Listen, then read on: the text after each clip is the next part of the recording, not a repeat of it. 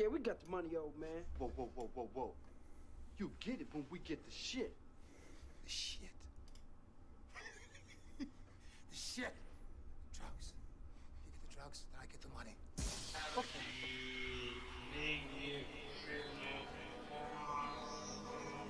Gangsta, why y'all niggas on my dick? Fuck you talking about? And I'm really on that. And when I see a lot of y'all niggas out getting decked, don't think y'all valid. Fuck niggas talking about. A lot of niggas getting decked. I'm on that, you heard?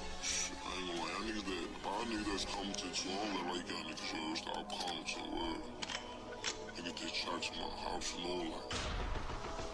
Not paying, don't comment, word of my dad. Word of my dad, 10,000 for a feature for all y'all niggas. And my pistol's gold, fuck you talking about. Niggas is pussy. Bitch ass nigga.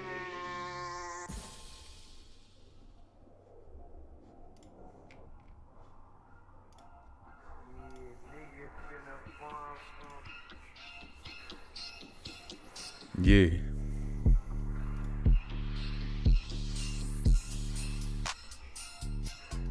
Yippee skippy dippy.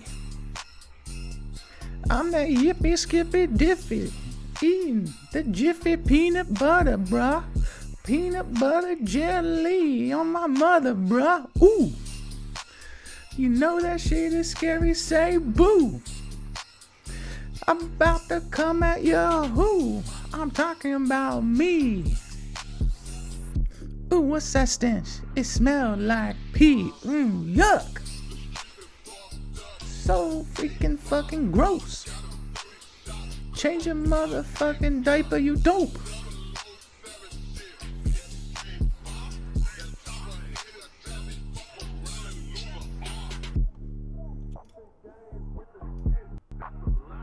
Hope you guys are ready for the rap album. It's gonna be a little wild. Michelle Bell with the first dono of the night with the 5 buckaroonies says, hello Joel, congratulations on 1 million subscribers. Much love from Colorado. Thank you, Michelle Bell. Thank you. Appreciate you. Always good to see you. Drop the album. What I'm probably gonna have to tweet out is that I did drop the album, but I dropped it and it broke the CD case, and it scratched the CD. So unfortunately, we're gonna have to start the album over again because I completely fucked it all up. It was really not the greatest idea to live stream the album to YouTube via a CD player. But you live and you learn. How's everyone doing tonight? I dropped the CD case covered with cocaine. Cocaine. What's up, Kim? Kim, you have any technical issues this time around? Hope not. You doing horrible? Oh, Joel, what are we gonna do with you? With me? A lot. Without me? That's up to you. My taco's tasting so much better with these beats. Let's go. Slurp that shit down. Go. Taco seasoning tastes so delicioso.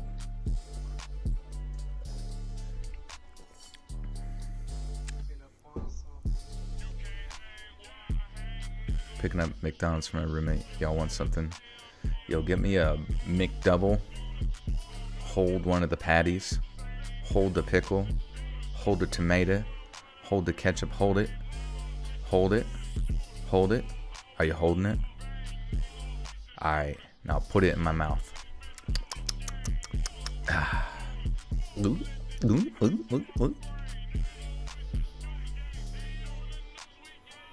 How much would they have to pay you at McDonald's if you had to like hand feed the customers?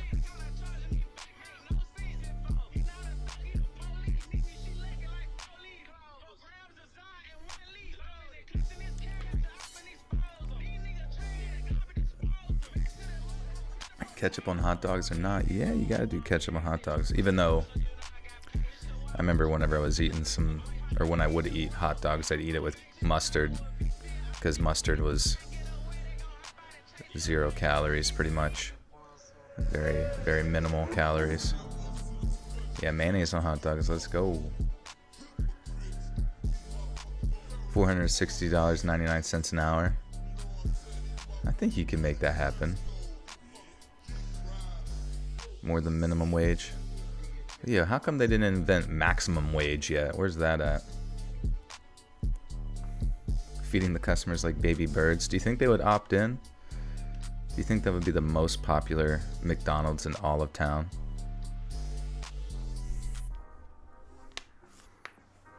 They would have to lick the fingers. True. When they say employees must wash hands prior to returning, you wouldn't even have to worry about it. The customers got you covered. They'll lick it clean.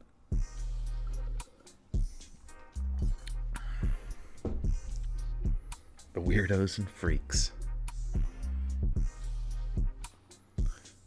Weirdos, freaks, and mayo.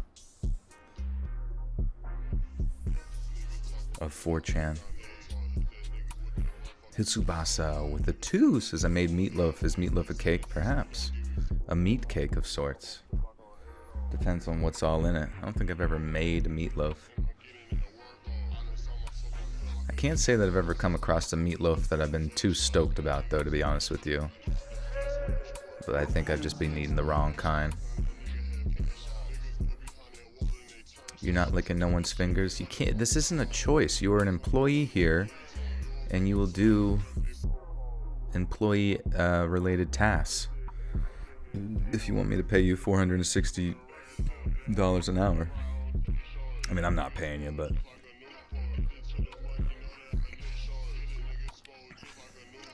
David De La Rosa with the 2 says, hey Joel, what's up, buddy? What's up, David?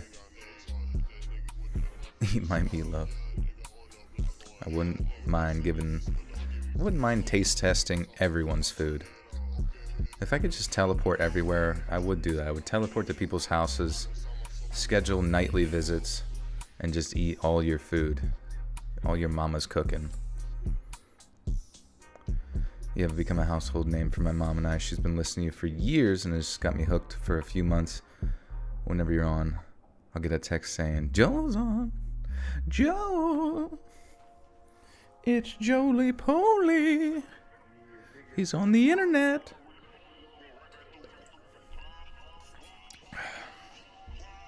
Wow. Wow.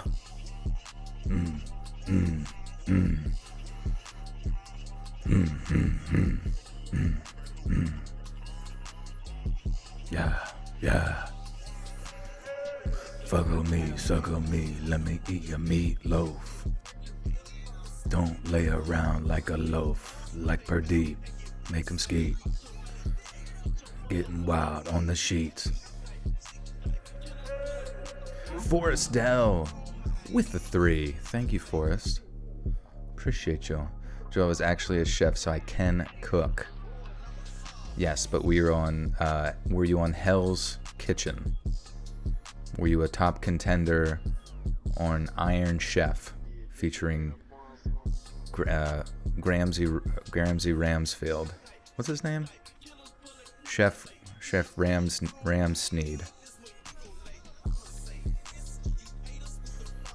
My power is out and I'm using my last little bit of film battery to watch this. Well spent in an emergency situation. You could call 911, but they're probably just gonna say, just turn on Let's Read stream and just lay down and wait for the end. It'll wash over you like a warm mud. Like a warm mud liquid. Like a warm sewage. Hitsubasa with the 5 says, Joel's on, like when old ladies say, my stories are on, but they're our stories, are they not? So is Joel our soap opera stories equivalent? I think so. When all y'all are 80 years old, you better have me on at the nursing home. shitting your fucking pants, sitting in your signature sofa that technically is the whole nursing home sofa, but you sit there every day and no one would dare fuck with you. Not because they're afraid of you technically, but more so because you shit your pants. So it's just like the sofa's disgusting at this point. So my daily soap up for sure, especially with the ranties. I gotta get a rant in. A rant dressing. Ramsey doesn't even cook anymore. He's sous chefs. His sous chefs do everything. He makes all the bucks. That's the way to do it, baby. I don't even read anymore, bro. Pradeep does all the narrating now. These are the dark storylines we wanted to see on soap operas. Exactly. I do feel bad for like just the elderly population in the sense that like they just have like zero like video games bitch about like there's not enough like mildly voluptuous lassies in games. I'm like, where's all the motherfucking old people? Where's all like the borderline demented diaper wearing fucking gray but dyed purple hair, denture sucking fucking insured drinking old people? Where the fuck are they at in representation? They should be up in arms, honestly. I'm over here. I'm over here. Joel's on. Joel's talking about me. Well, old people aren't usually physically capable of doing what people do in video games. Have you heard of Anna? Anna is 87 years old and she's still shooting a good sleep dart filled with her Ambien. Skittles, you're old, you're 32. Yeah, you're getting up there, damn. Sheesh. Hope you're ready to cash out that 401k. Susan Corona with her first ever super chat of 10 buckaroonies says, Joel telenovela. Telenovela is on. Everyone quiet. Let me take you on an adventure. On land deep within the jungle. Around here.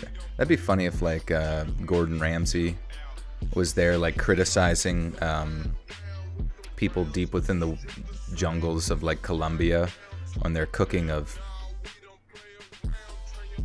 you know, like cocaine and shit. You haven't even put in the fucking gasoline yet. How the fuck do you expect to cut it?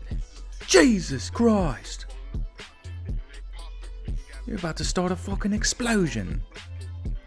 But Susan, thank you so much for your 10. I appreciate you. And connect with the 5s, says my senior quote is almost due and I got nothing. What should I put? No, I can't say that. Let's think. Yeah, just say that. Say it's fucking raw. Just say Buttersock cult for life.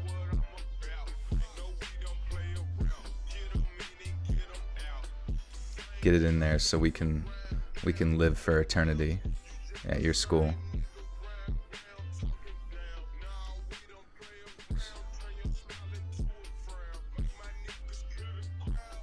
So John, I don't know if you've been seeing the memes have been sent on Instagram, but you got the Buttersocks about the Butter Crocs. No, I didn't see those. But that sounds pretty baller. I can imagine it squishing through all the little holes, which would be beautiful. F that, who wants to live forever? Me, bro, me. It's fucking raw.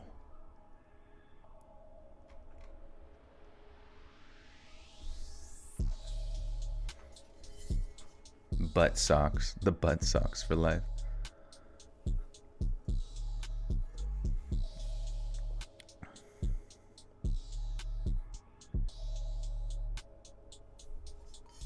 Hey, Liz Ray, I love your voice so much. Your stories calm me down. Much love. Thank you, Vapor Error. Appreciate you. Yes, how many stories do we got tonight? We got 5 storinos, and they're going to be related to bartending. So, me hopes you like them. What you know about the buttersock life? What you really know? What you know about inconsistent stream times? Staying up way too late listening to him rant about Overwatch and other nonsensical things while not reading anything.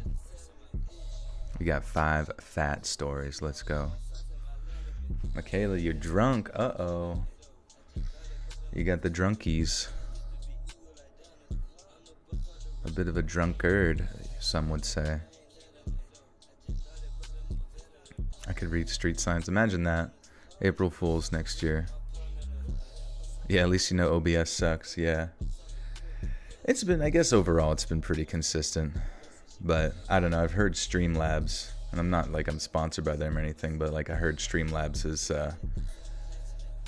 pretty inconsistent or unreliable compared to the normal OBS.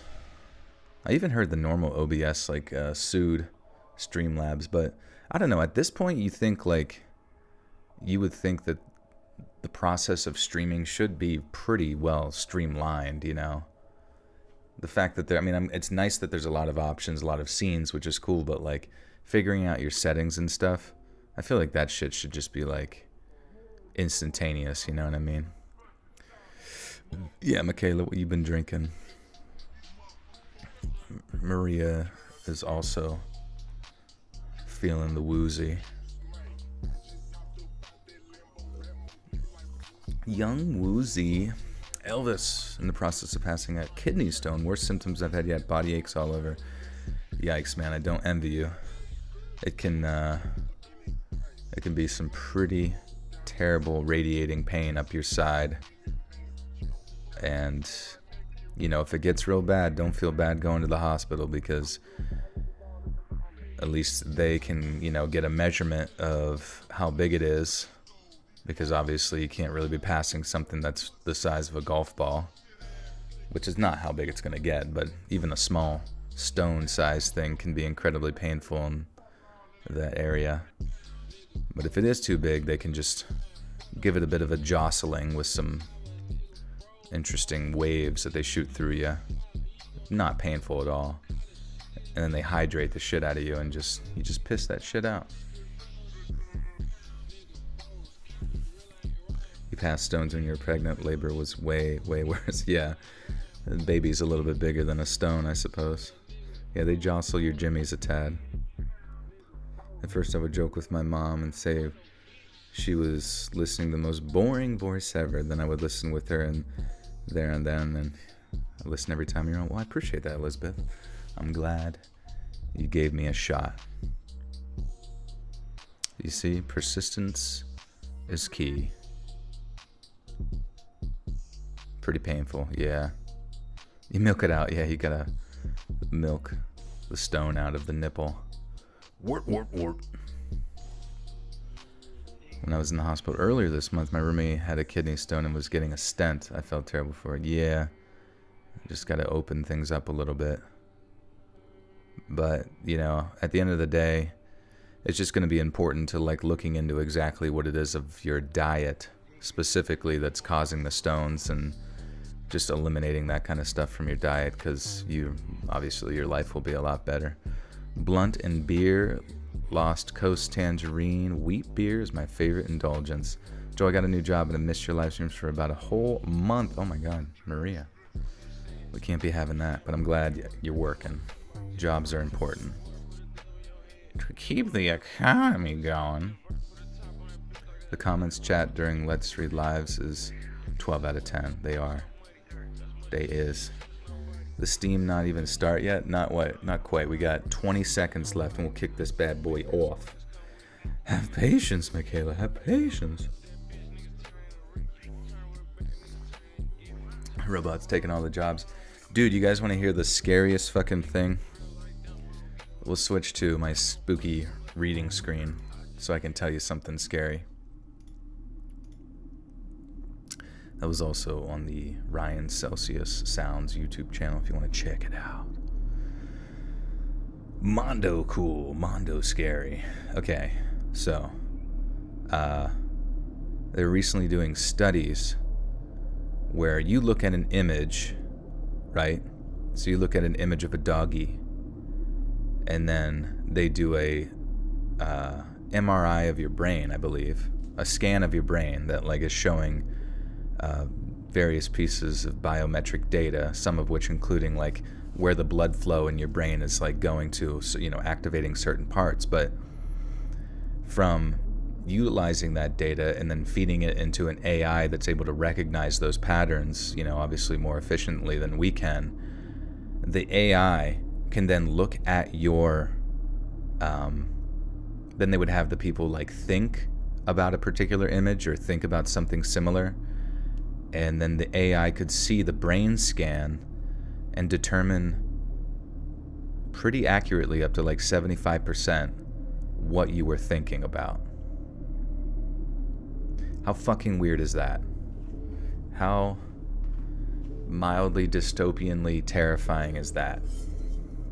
I feel like, because I had said something like many moons ago during a stream about how we could like figure out how to communicate telepathically, and I always thought that it had something to do with being able to recognize like images within your mind that are similar each time to indicate at the very least like emotions, you know what I mean? And at first I thought it would just be based off of like giving, you know, what waves does your brain give off, like the alpha, beta, theta, delta, all that shit. But now like the idea of like checking just the scans of your brain, it makes like so much more sense. That's an AI for breaking relationships. Yeah, it's, I don't know. It's terrifying because like you can imagine like a government like the CCP, China, whatever. We'll just go there. You know, they surveil it. I mean, most countries do this anyways, but they surveil the shit out of everybody. And then it's connected to a weird social credit score and all that kind of stuff. And imagine if they had some sort of, you know, just built into the CCTV cameras or whatever means in which they can like scan someone's mind, they could literally probably determine what that person is thinking of over a period of time of developing that technology, to the point where like thought crimes could actually become a thing, you know what I mean? What about all the subjective parts? It just depends on to what extent, yeah, like Big Brother would, you know, an authoritative government would flex their guns, because I think that would be the difficult thing, is if you live in like an authoritative government, you're always going to have like disdainful thoughts, you know what I mean, that originate around it, and frustrated thoughts. But maybe they would like conceptualize the possibility that through the repetitious idea of like fear, maybe eventually they could train you to not even like want to think those thoughts, you know? Yeah, like a pre-crime situation. My heavy rig license to operate a steamroller. Goddamn right, we gotta do it. I want to be just like that guy in the story. It's my birthday. Cheers to a hive. My happy birthday, Lady Pops.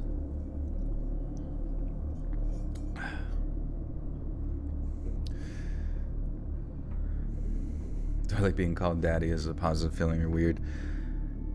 I think it's usually positive. Like, I don't really feel any negative feelings towards it.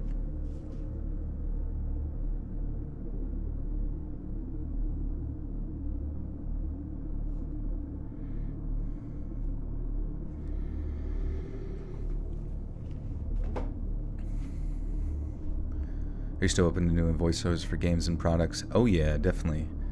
I finally got a little bit of a rhythm going with that for auditions, where my buddy who helps run the Let's Read Clips channel, he also runs my Backstage account, which is supposedly where a lot of like serious you know, projects end up for people who are looking to do voiceover and acting and that kind of thing. And so he's been going through projects on there, looking for ones that I like, and like applying, doing like 20 or so a week.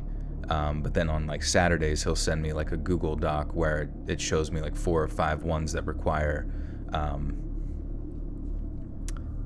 actual auditions or like little takes, you know. So on my Saturdays, I've been doing like takes and things, and it's been fun, you know what I mean? Because, like, you know, granted, maybe none of those will manifest into a job or anything like that, but I hope it does, you know. I'd like to, I would be so proud, you know, to come back here and tell you guys, like, yo, I'm about to be in this silly little indie game, and I really would love you guys to check it out, you know what I mean? It'd just be such a cool, and who knows, maybe, I'm sure, like, some voice actors, after doing a trillion, billion, dillion projects, they stop caring, but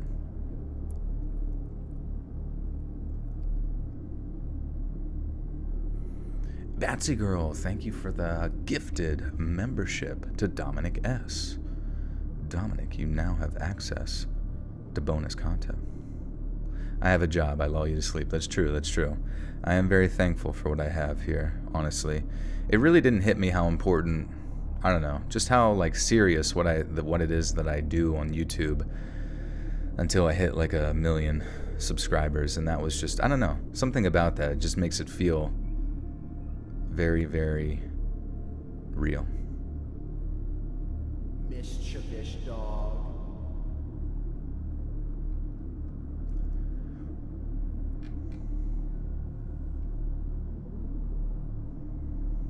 And Ronald Ames Jr., welcome to the Buttersock Call. You now have access to bonus content. Thank you, my friend. Your 17-year-old wants to do voice work, but in Canada, it's a bit limited location-wise. Yeah, I mean, like, it's definitely something for me where everybody I've ever talked to who does, like, voice acting stuff, they seem as if though it's very important to make it out to LA or Texas or New York, though it seems as if though the big anime stuff is in, like, Texas and LA. It seems as if though there's, like, a transition.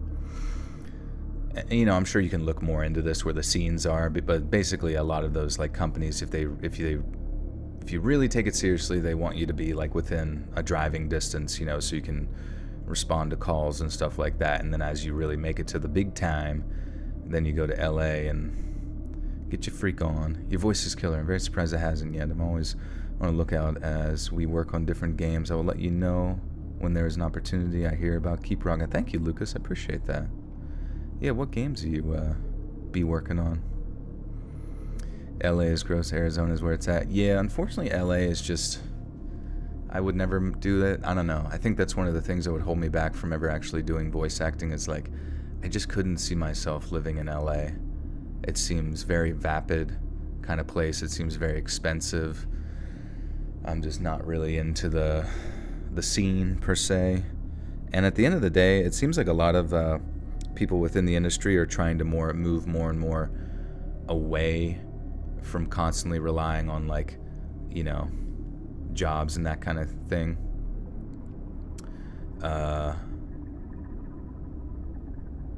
You know, so they go to indie stuff like this. So I'm very thankful that I've established a pretty strong independent audience with you guys here. I mean, that, you know, that really is the end goal. I'm gonna be an operator in Call of Duty. That'd be sick.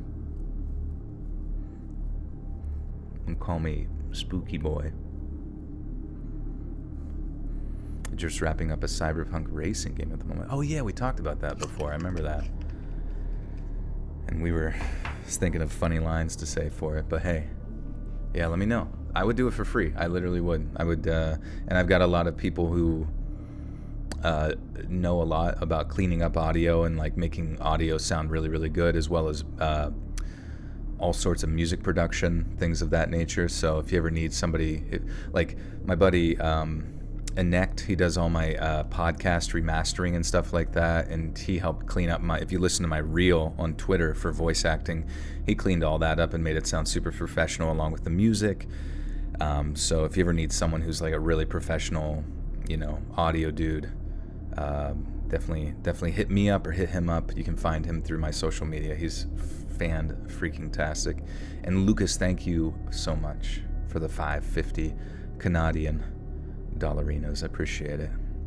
would I ever leave YouTube? No, I don't think I would ever leave YouTube, to be honest. I don't think any voice acting job in the world, unless you were like next level, Brad Pitt or something like that of voice acting, but even in that scenario, it's kind of up in the air, would ever pay as well as independent content creation pays. And Girl Veteran, thank you for the gifted membership to Hanny Dreams, Hanny Banani. Getting that bonus content there. Rest in peace, Jerry Springer. Yeah, it's crazy.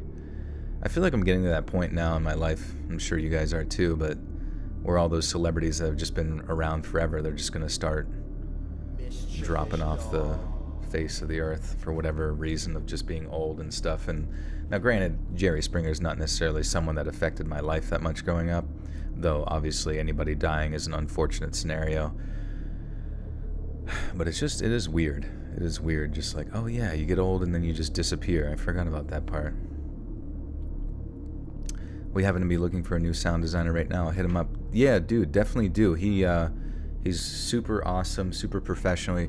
He does live in, South Africa, so it's kind of remote, obviously, depending on where you're from. But he's just amazing. And let him know that, yeah, you know me.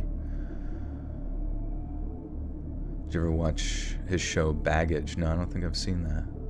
Jerry should have gotten in the fights. That's what he should have did. He should have just, like, whenever the couple started going at it, Jerry should have dove in there too and just did a fucking three-way brawl. You're global. Okay, cool. He paid a prostitute with a check. He's a classy guy, you know what I mean? He wants to write it off on taxes. It was probably research purposes. Alright, let's snee. Where are we? Yeah, let's do this one. Anyways, we got 5 stories tonight, guys. Thanks for being here. Click that like button. Click share. Click the nuclear codes. Launch one of those. So just somewhere. Throw it somewhere in the ocean's fine. And we'll get started.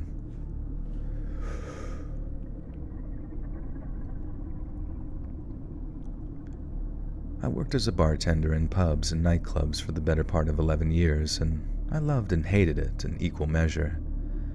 I fell into it when I was 19, simply as a way of getting access to beer and the money to buy it, and through a mix of comfort and apathy, I just sort of stayed there until I really found my passion in life. Bartending is a difficult and sometimes dangerous profession. There's a lot of stuff that can either burn or cut you, and then you just got to carry on working with a bunch of salt, citrus juice, and hard liquor.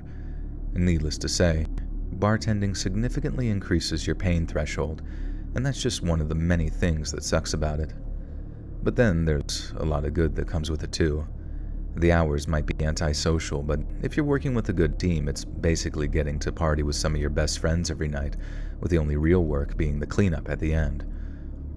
It also turned me from something of a shrinking violet into a full-on social butterfly, and for that, I owe a great deal to my time behind the...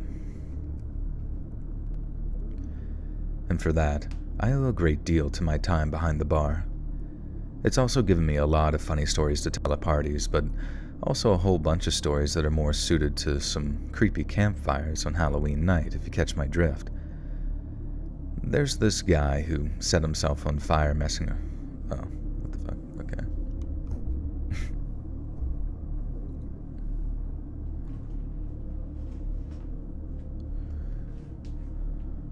Deleted, thank you. Here comes Jerry with a steel chair! Oh yeah, did they ever do... They had to have, dude. That was like when the WWE was like at its peak. I mean, I feel like it's still growing, oddly enough. But, I feel like Jerry Springer had to have had some sort of like collaboration with the WWE.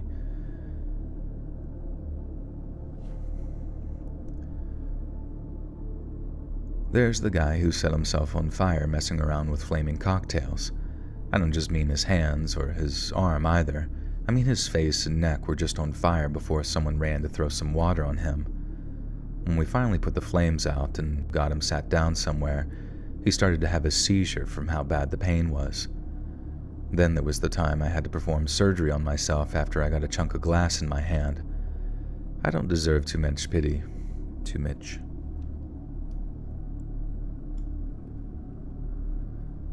I don't deserve too much pity here, as I probably could have gone to a doctor, but money was tight and I was real cheap back then, so it is what it is.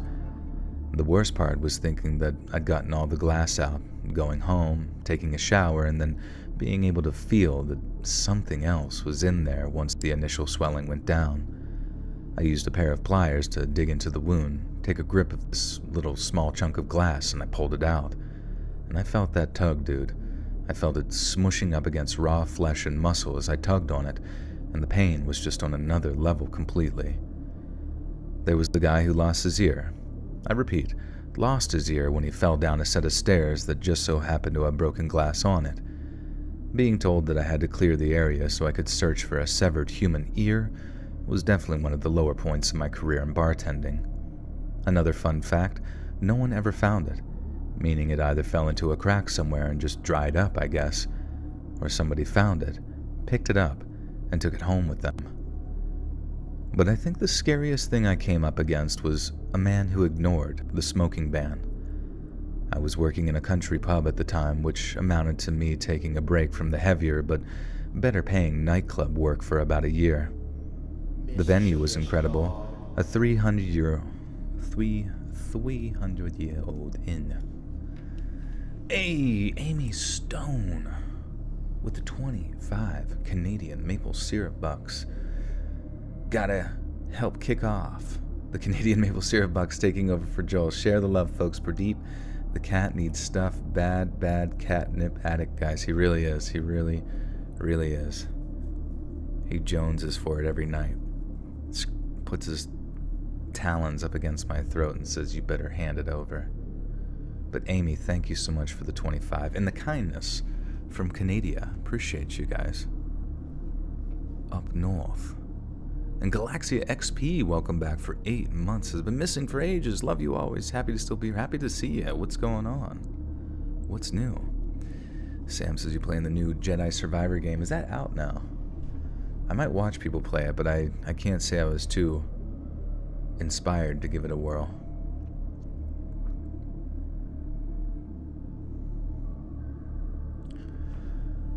But thank you guys so much. The dollary dues. The venue was incredible. A 300-year-old inn that's recently been renovated, so all the decor had this ancient feel to it. All the fittings were good as new. The only trouble was, it was very quiet in the early week, to the point where I had to close early on more than one occasion just to keep the overheads down. There was this great old horseshoe-shaped bar with stained glass fixtures, with one side facing the back rooms, with the other side facing the front. The front bar was definitely the nicer of the two, and the room it faced had these big open windows which looked out onto the front car park. The punters were lovely, the shifts never got crazy busy, the management was really chill. It was just an overall great place to work. I suppose then that it's sod's law that the nicest place I ever worked was the place I suffered through one of the most bone-chilling events I've ever experienced. But bar grinder. But life just has to work that way sometimes, doesn't it? It was one of those quiet weeknights I was telling you about. A Tuesday, actually, and by about 9-ish, the last of the regulars had finished their pints, said goodnight, and walked out the door. It was coming up on the end of June, so I remember the sky still being a hazy blue when I considered locking up for the night. The likelihood of anyone else stopping in was extremely low, but in all honesty, I was really getting sick of losing out on the extra hour's pay just to save management a few quid in wages. I decided to stay open, but to get most of the breakdown done so that when it finally came time to close the doors, I'd be 90% ready to clock out. And then lo and behold, just as I'm breaking down the front bar, a car rolls into the car park out front. 2 people were in it, a man and a woman, but only the man got out and walked towards the pub. He was on the phone, talking as he walked towards our front doors, while the woman I presumed was his wife just laid snoozing in the passenger seat. It's worth noting at this point that I only got a brief look at the guy and his missus when they first appeared. Moments after I saw them, I rushed to put the nozzles back on the draught beer pumps. The draught. Is it draught or drought? Draught. Draught. Ronald Ames, Jr. with the 2. Thank you, my friend. Thank you, thank you.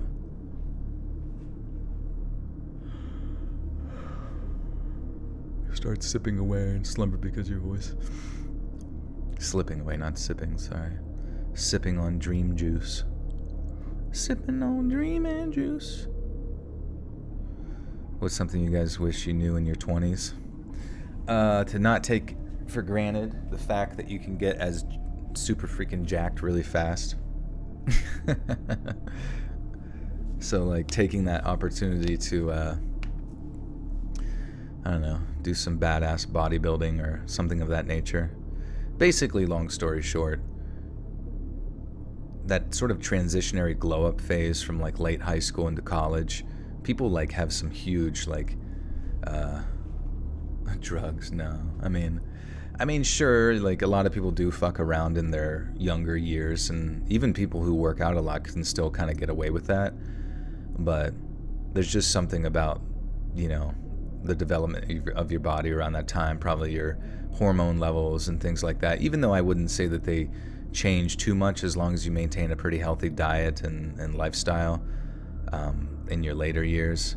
But I will say that there's something about that time frame that, you know, you can make a lot happen. You know, you can really set yourself up both physically and financially, you know what I mean, if you just invest in yourself in your young adult years. You wouldn't have dated certain people. Yeah, unfortunately that's a live and learn type scenario.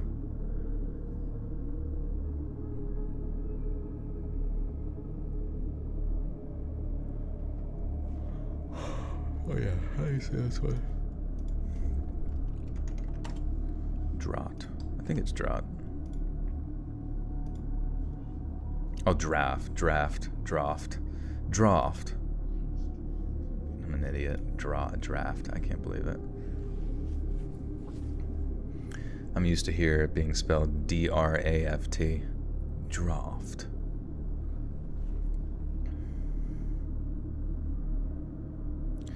You should have gotten into audio much sooner.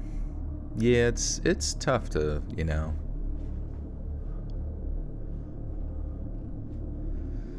It's my last year in my 20s. Hangovers will never be the same. Yeah, it's tough. They do be hitting in a different way. It's not quite as easy to just like boot, scoot, and boogie and do it all over again. Moments after I saw them, I rushed to put the nozzles back on the draft beer Moments after I saw them, I rushed to put the nozzles back on the draft beer pumps, thinking the bloke might want a quick half pint before carrying on with his drive. I know drink driving is a bit of a taboo subject in the city, but out in the country, you'd be surprised what people try and get away with. Anyways, the bloke comes up, walks up to the bar, hanging up his phone call as he does so. I give him a big smile, ask him what I can get him, and his reply just about knocks my socks off. Bearing in mind I'm expecting a half pint, maybe a bottle of beer, then something non-alcoholic for the wife to drink when she wakes up. So when he replies, 2 double scotch and a pint of your strongest ale, I was quite obviously very surprised. I asked him very politely if he thought that was a good idea, what with him being behind the wheel and everything. From the look of him, I was a bit worried that he'd take offense to my challenge, but to my relief, he just twerked everywhere.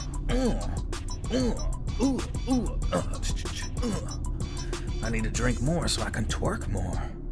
Who was that? Oh shit. Ronald Ames Jr. Hope I'm saying that right, brother Ronald. Thank you so much for the 50 big ones. A very, very twerkable amount. Thank you.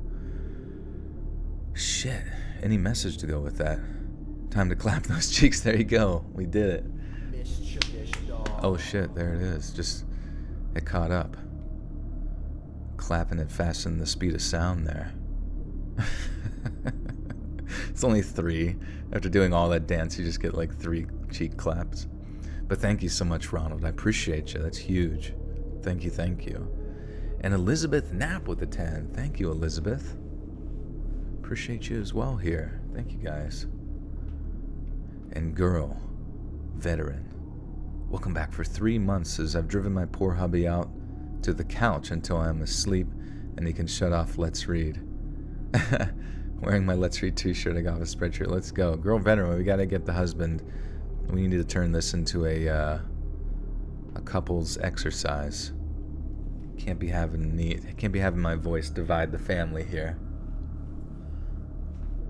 But thank you, and thank you for buying a shirt. Yeah, if you guys ever buy any merch, do take a picture, tag me in it on social media, Instagram, Twitter, which should be all in the description of any video.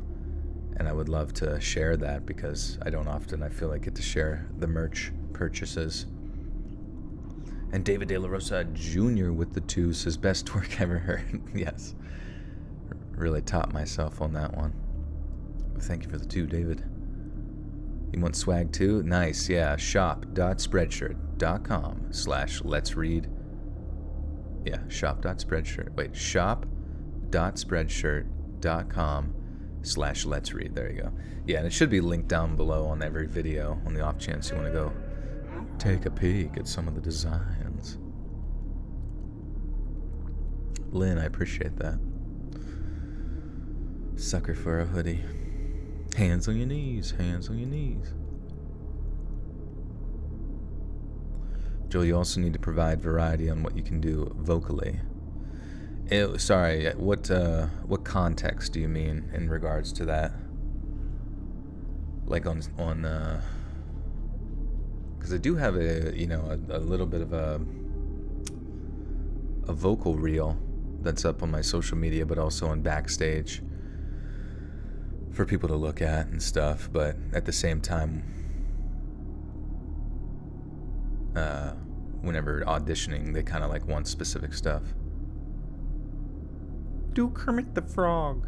Yes. Miss Piggy. That's freaking insane. You're nuts. You're freaking nuts. Hi-ya! Bartender tier. Had to break up plenty of altercations, fun stuff. Yeah, it's not fun. It's not even worth getting yourself in there. I mean, even though it is your place. Sexually. He clearly meant sexually. Yeah, probably. Would you ever marry a woman that does OnlyFans? I don't know. I feel like I would be like too busy twerking in the background of her videos. This is what they really pay for, sweetheart. Horror on the Rocks. Just in time to keep things clapping. Says if you hold up a shell, you can hear Joel's cheeks clapping.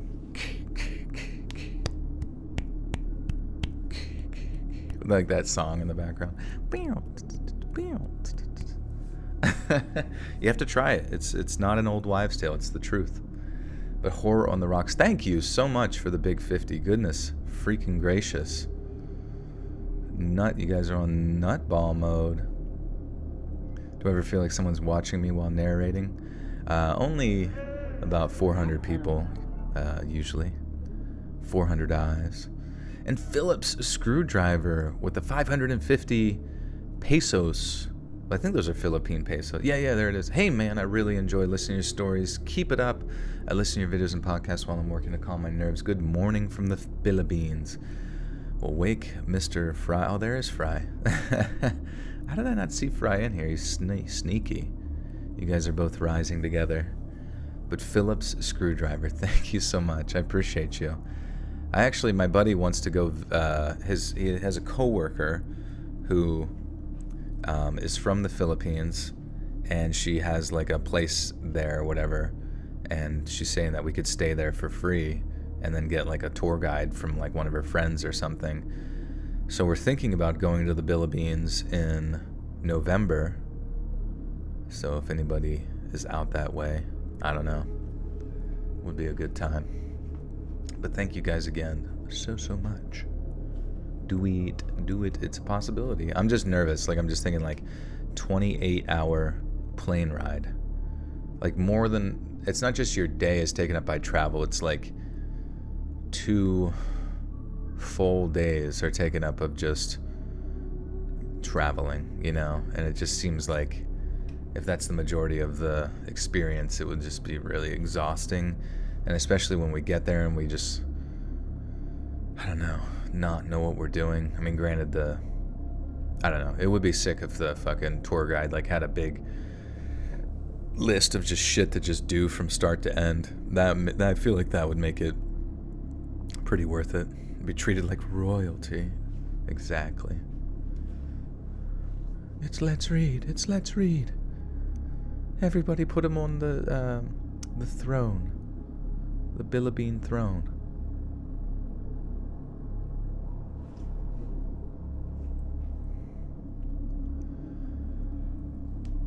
Oh, alright.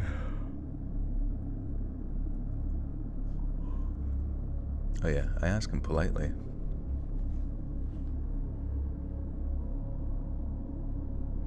Ever gotten scared or worried after the live stream ends? I mean, after having read scary stories? I don't think so.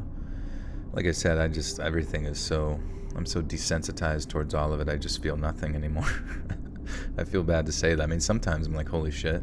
Like, the steamroller story was like this weird mixture of like, what the fuck, but also hilarious. But, I don't know.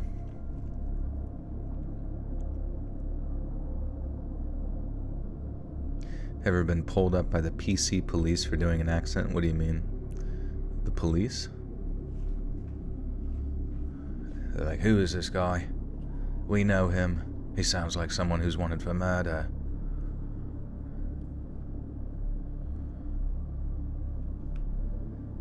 I asked him very politely if he thought that was a good idea, what with him being behind the wheel and everything. From the look of him, I was a bit worried that he'd take offense to my challenge, but to my relief, he just smiled and said, I'm not doing any more driving tonight, mate. If that was the case and his wife was switching over as designated driver, then fair play. But if he got behind the wheel after I closed up, I was most definitely calling police. So I give the guy his drinks and he goes fishing in his pocket for his wallet. But instead of taking his money, I told him that he could just settle up at closing time, as by that point, we only had about 20 minutes of service left. He agrees, then I go off to do something on the back bar. I return a few minutes later. Both glasses of scotch are empty and the pint is half drank. But the second I catch the guy's eye, he orders another round. Another pint, another round of whiskey and beer, presumably all for himself. I remember asking him something like, bloody hell, Mike, a long day, is it? It was a rhetorical question, really. You could just see it on his face that he'd had a long, bloody day, and he just gave me this muted grunt in reply.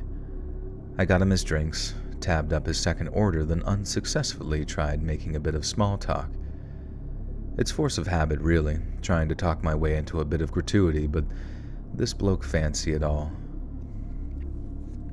This bloke didn't fancy it. Oh, okay. Maybe didn't fancy.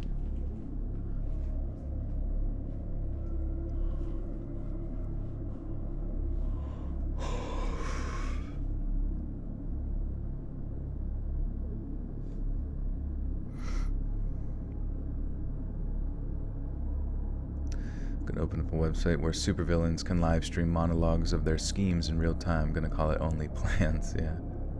Ah, Batman, this is my plan. And this is my website.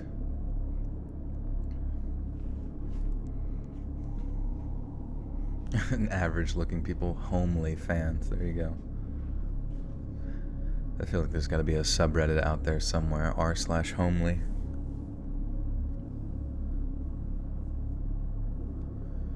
They just released that a reporter has been calling with a burning phone the probably killer of the 4 Idaho victims.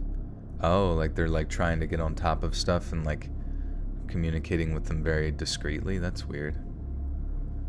Click the link below to hear my riddle, Batman. r/fugly. There you go.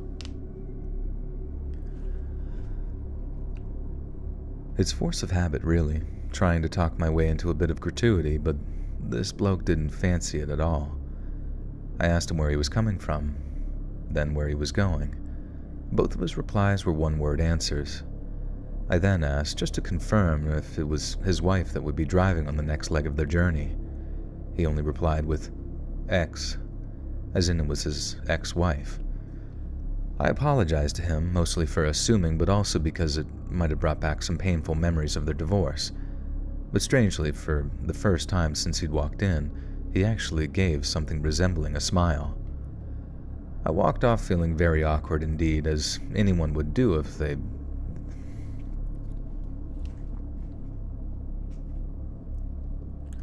I walked off feeling... You have a southern accent? Nope, I ain't from down south. The dirty south.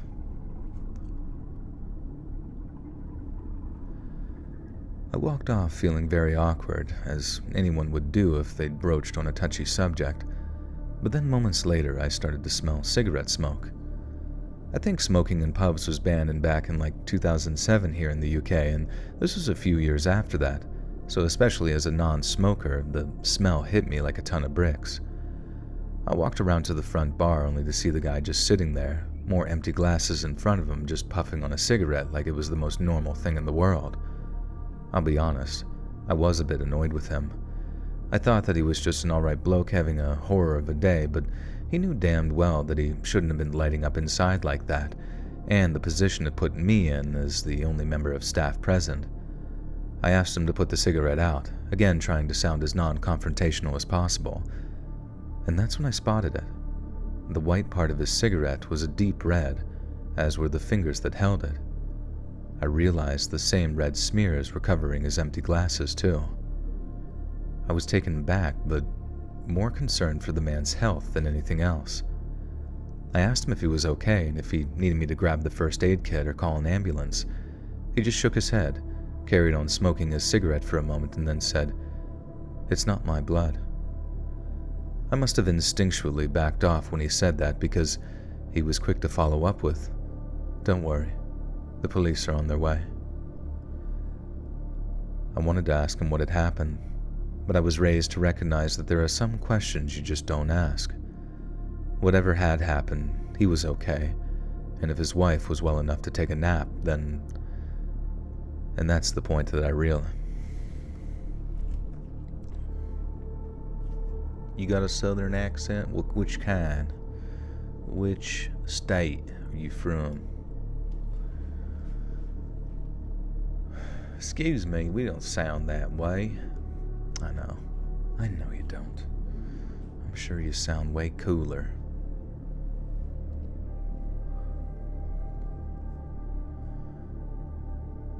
Georgia,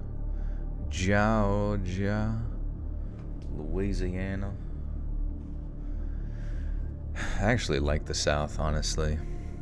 Every time I've gone down there for like visiting, like my friend had worked there with different football teams and stuff, and I would go visit him places, and like every single person in the South, at least where we were at, was so nice. Now granted, I'm sure it changes depending on where you go, but it just seemed like everyone down south just had time to talk, you know? And it's not like I always wanted to talk, but something about it was just like, I don't know, up north there's just not really much time for conversation, I feel like, with people. Like, they just don't really give a shit. Like, they'll give you a friendly smile and help you if you need it or whatever, but it's not like they're gonna go out of the way to like befriend you, you know? We nice, Joe. I like nice. And people sit there and say like, yeah, the southern people, they're nice on the surface, but you know, they ain't always nice deep down. Now the north, they're not nice on the surface, but they're nice deep down. I'm like, I don't believe that shit for a second. Everybody's the fucking same, and if they're willing to have an opening conversation with you, that's a fucking icebreaker, you know what I mean? To like actually get to know what a person is. People up north don't really allow much room for icebreakers, because they're cold as ice. Down there, I guess everybody's heart is nice and thawed from the heat. Even the insects will sit there and talk to you as they suck your blood. I was stationed in Georgia and the summers were so damn humid that I wanted to fall out and die. No, I feel you. What's my favorite movie? The Fountain. Where am I? I'm in Pennsylvania. In California, we invite strangers for dinner. We don't even lock our doors most places. In California, or no, Canada. I see. Yeah, the interesting thing I found out about Canada is that the whole population of Canada is still less than the population of California. And I always thought that was pretty wild. I guess everybody in Canada is just so far spread out. Now, granted, they can't go too far north either. It's just fucking ice. You love that movie? It's a good movie. I just feel like I love, like, that movie and Cloud Atlas. I just loved how they had, like, multiple different storylines going at once, all played by the same actors and stuff. And Cloud Atlas is a lot of fun, though, too.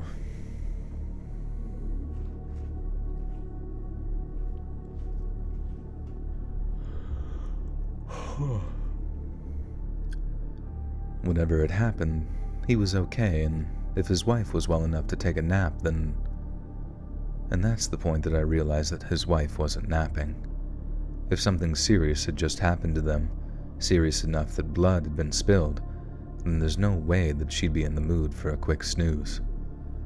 No sooner had I realized it had the blue flashing lights appeared in the car park in front of us, than as 6 officers emerged from 3 cars and headed towards the pub, the man pulled out his wallet and placed a trio of blood-smeared 20s on the bar top.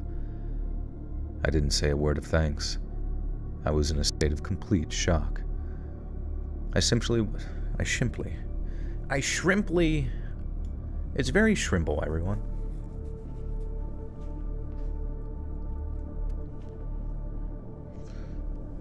You got a lot of water communities. Oh, interesting. Oh yeah, just I guess fishing boats and all that kind of stuff. Oh, Amy, do you live near anywhere that there's like orca whales and shit, or is that something that's like probably closer to the ocean near like the Pacific Northwest?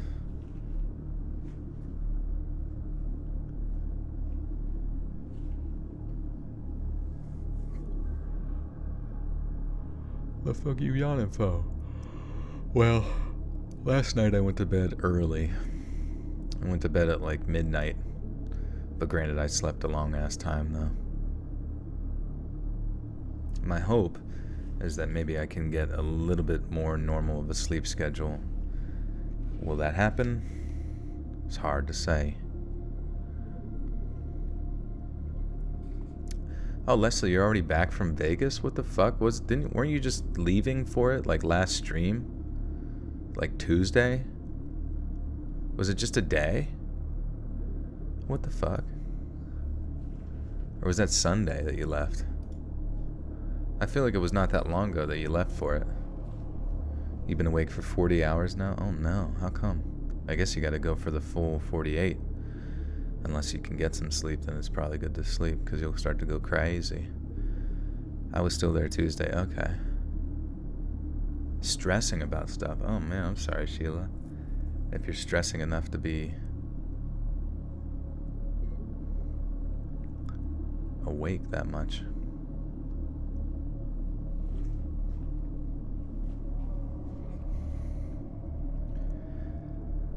I simply watched the guy walk out to meet the policeman. Then I watched them put the handcuffs on him and take him away. Obviously, I had to hang around to talk to the police, but I took the time to call the pub's landlord, who lived in a village nearby. She drove down right away and was great help because I could finally drive back home to decompress. The worst part, without a shadow of a doubt, was having to walk past the couple's parked car as I walked to my own. I tried not to look at the woman's body, but I couldn't help myself, and it was only when I was up close that I saw the blood that had soaked into the shredded piece of clothing she was wearing. I remember getting into my car, reaching for my car keys, and finding that my hands were shaking too much to get them in the It's so weird whenever I stumble on words. It's just hard to make them flow together, but also enunciate them at the same time. I at the Sam Tam. You owned a condo in Vegas. It's a place you only want to stay 2 to 3 days. Yeah, I feel like it's... Sometimes vacations are really only good for like 3 to 4 days maximum. You get that first day where everyone's like having a good time and wants to have some drinks. And then the next day you don't really want drinks anymore. You just want to eat or some shit. And then... yeah, then you just want to leave. Some unofficial events were still happening today, but all the official stuff was Monday night, Tuesday, and Wednesday. Okay, well, welcome back, Leslie. I hope you had a good crime. Everything that happened there, I hope, stayed there. Did you ever have a vacation that makes you need a vacation from your vacation? Absolutely. It's really weird. Like, I think it's mainly just whenever I was like around friends for too much. You know what I mean? Like you're just used to having like your own sort of space, and then all of a sudden now you're in somebody else's space. And it's not like it's that bad because you're still having a good time, but then you also get away from like your typical eating patterns and typical sleeping patterns and typical blah blah blah. And it's like it's good to have like that once in a while to just go do things, but I don't know. Eventually you're just like, get me the fuck out of here.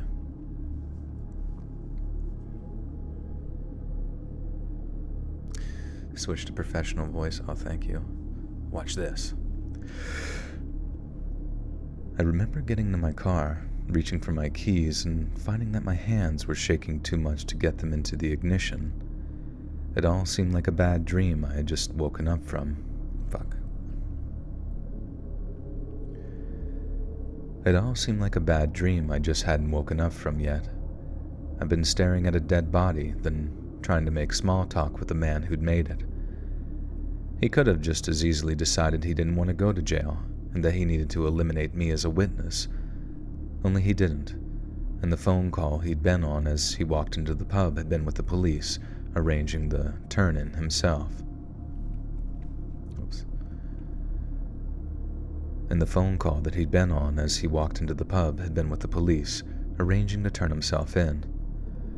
It turned out that the wife had been subjected to some serious domestic abuse over the years, and the husband had a habit of hitting her in front of the kids. So, she talks him into going for a drive one day, and when they're far away from their kids, she drops it on him that she's going to leave him and take the kids too.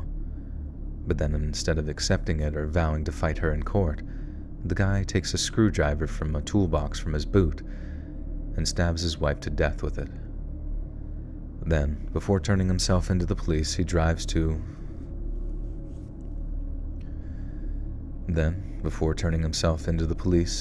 he drives to some little country pub and has one last pint before the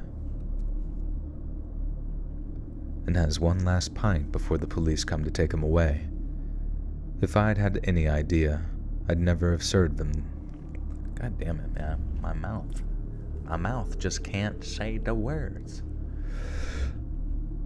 If I'd had any idea, I'd never have served him those drinks, but that also reminds me. The money he dropped onto the bar, the stuff with the blood on it, I asked the officers if they needed to take it as evidence or something. One of them took me aside and told me that officially speaking, he should take it, but they'd plenty of evidence in the car and on the bloke's clothes, so as much as it might seem in bad taste, I could just wash it off, ring it up, and keep the change.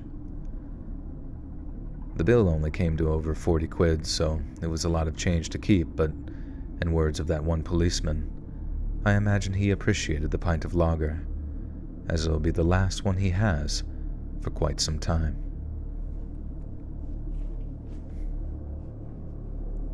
Duke the Legend, what's going on? What's up, Katie? Everybody, got some more people rolling in here. It is interesting. I feel like YouTube like slowly dulls out the notifications over a period of time, and like to me, if it's just me, it doesn't make any fucking sense. It makes no sense. It makes no fucking sense. If there's any YouTube people in here who are taking data, be aware that like slowly doling out notifications to the people that consistently make it to the streams, which I think you should collect data on the people who stick around the streams and specifically notify them.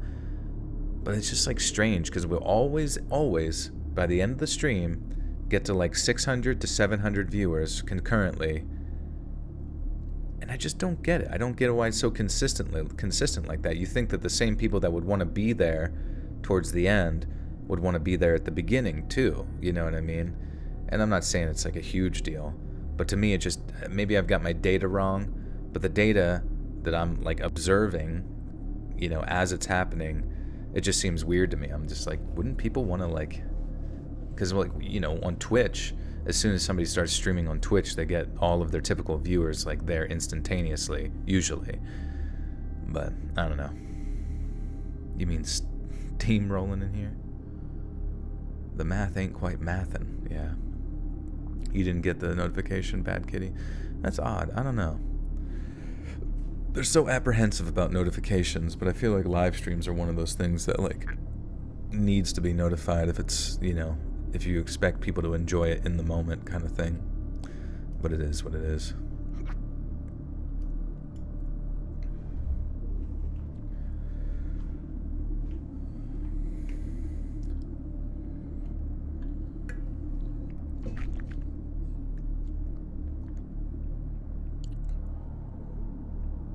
This is your first stream, just discovered the channel 2 weeks ago and have been binging all week. Well, thank you, Ava.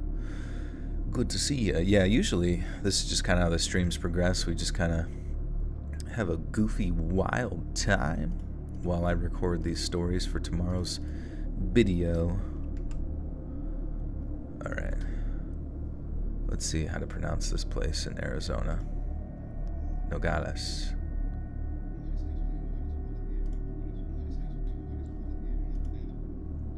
Nogales. Okay.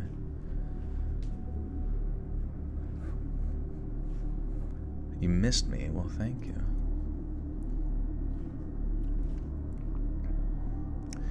Cacao farmers, I get a notification 100% of the time. Oh, okay, maybe it's just based on hitting the all notifications or something. Sid the Pink Squid ASMR. Well, I'm glad you could catch it too. Trying to get your mom to tune in. Nice. Yeah, it's gonna be we're just gonna have one big family affair.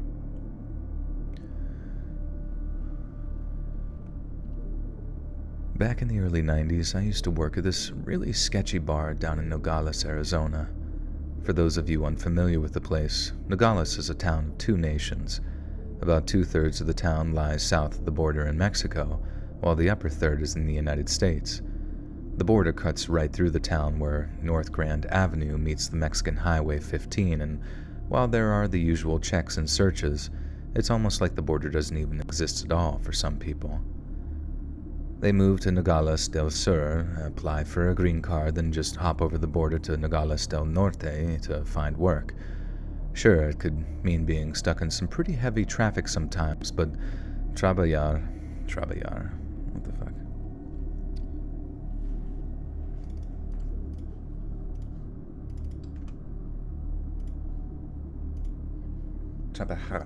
Trabajar. You got the Twitter notification. Well, there you go. That's how you bypass it. That's the trick right there. Yesterday you turned on the notification, got it right on time. Oh, okay. Sheesh.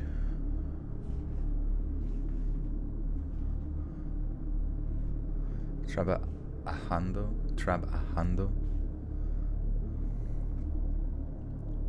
It means work. What about trabajar? Like traveling? Like commuting? Sure, it could mean being stuck in some pretty heavy traffic sometimes, but trabajar in the US in the morning and be back in Mexico for la cena con la familia in the evening? That's like every migrant worker's dream. Okay.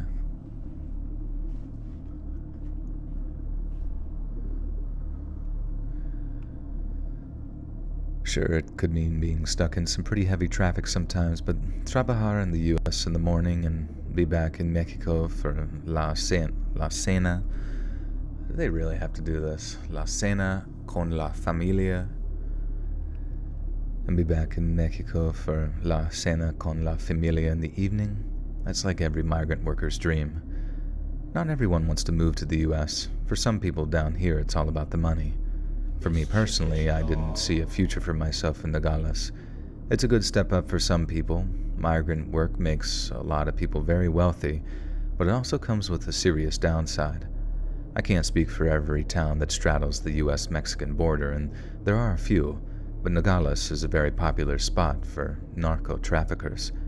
That means anything from intimidation to having your painful death posted online if you so much as dare to step on their toes. Most people just turn a blind eye, do as they're told, and reap the benefits of working in a place so flush with commerce. But me, I wanted to get a nice stack of US dollars, then move further north to try to make a life for myself up in Denver or maybe in California. But to do that, I needed a job. I don't know where the rules. Ryle DeBourne. Welcome to the Butter Sock Cult, my friend. You now have access to bonus content. Have you done much international travel? Not really. Really just went down to like the islands of like Jamaica, Dominican Republic, Haiti. Went to Canada, but just Niagara Falls.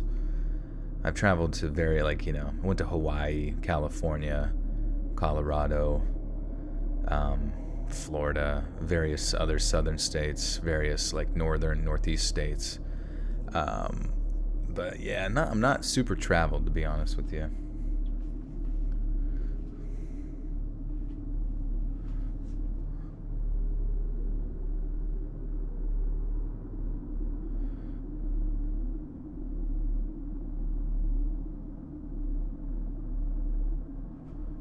You don't do planes too scary for you?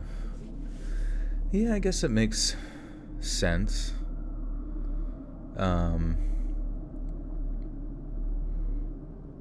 But I mean, I've been on planes a decent amount of times and never had any issues. I mean, the takeoff is interesting, the landing is interesting. There's a bit of, sometimes there's turbulence, but I've never crashed and died, so that's kind of sick.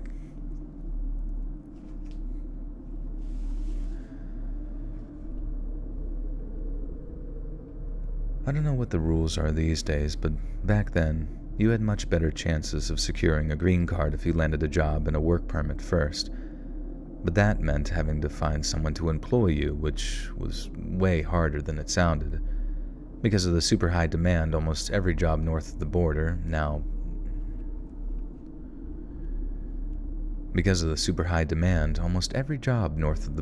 no matter how menial, is snatched up almost as soon as it's posted. It also became obvious very quickly to me that it wasn't about what skills you had, it was about who you knew, and in the end, that's how I landed a job in this little bar and cantina called El Comanchero. El Comanchero. Comanchero.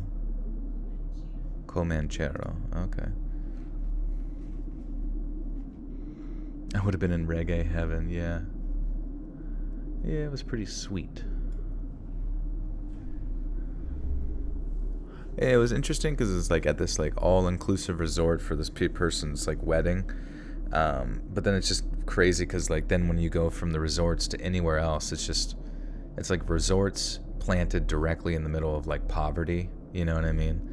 Like everywhere else is just like unfinished places and random poverty, and it's just, well, it is what it is, I guess. You had to take Dramamine, but otherwise I love flying. I fell asleep on my... Yeah, that's what I was thinking. Like, if I fly to fucking the Philippines and it's a 28-hour flight, I have no idea what I'm going to do on a 28-hour flight. I could whip out Pokemon again and start a new game and probably beat it in 28 hours, but... I can't imagine, like, actually getting, like, a full night's sleep or any, like, degree of comfortable sleep on there. I'd be so fucked up.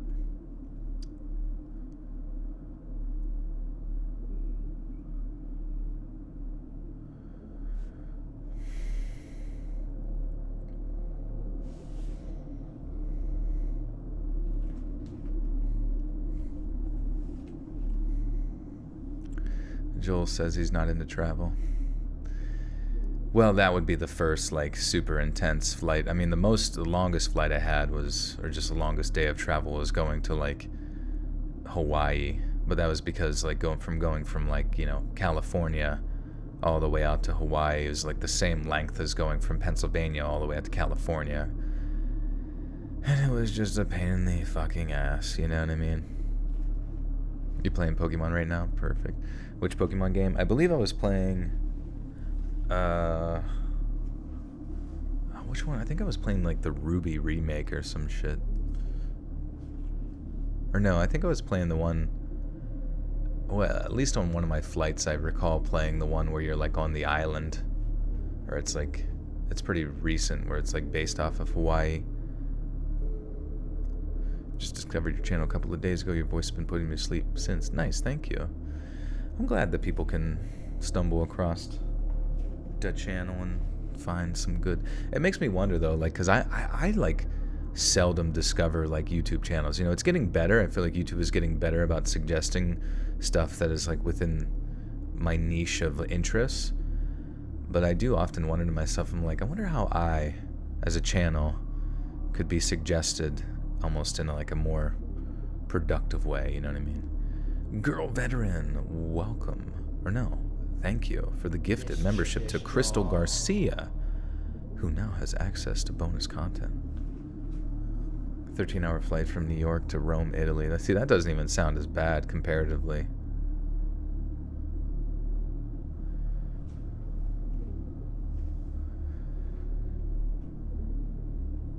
It also became obvious very quickly to me that it wasn't about the skills that you had. It was about who you knew. And in the end, that's how I landed a job at this little bar and cantina called El Comanchero. Fuck, I forgot how to say this. Comanchero. And in the end, that's how I landed a job at this little bar and cantina called El Comanchero. I had a friend who told me about it, but he also warned me not to take it unless I was desperate. It was night work, meaning I was much more likely to be stopped and searched by Border Patrol when I drove home late at night. It was also an extremely sketchy place, and a bunch of rumors were flying around about it being a front for narcos. These days, I'd lock my kids in a closet before I let them work in a place like that. But I was that dangerous combination.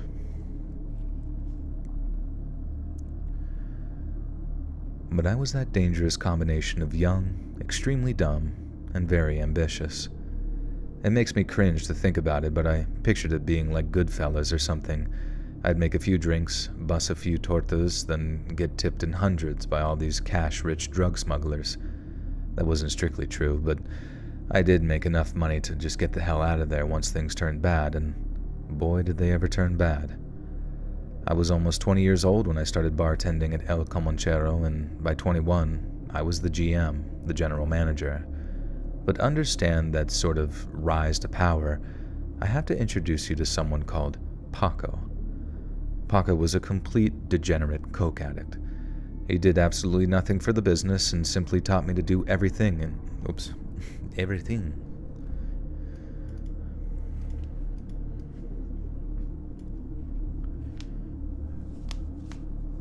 A local friend drove to Vegas for this event and it took her 5 hours. Nice, dude. Maybe that would have been worth it. Well, actually, you said your flight was 40 minutes. Lord Joel, how was your day? I love bartending stories. A bartender could tell you a story or two. Oh, you are a bartender. Nice. You should. Do I ever cringe when reading a story? Sometimes. I feel like a lot of the times, like some of the Reddit ones or... I don't know, just the way people describe stuff. You're like, ugh. This is gonna make me look bad. Your Tio's name is Paco, short for Friaco? Oh. Are you... Well, I don't want to guess where you're from, but it sounds like Friaco sounds more of like a Spanish, like from Spain or Portugal or Peru.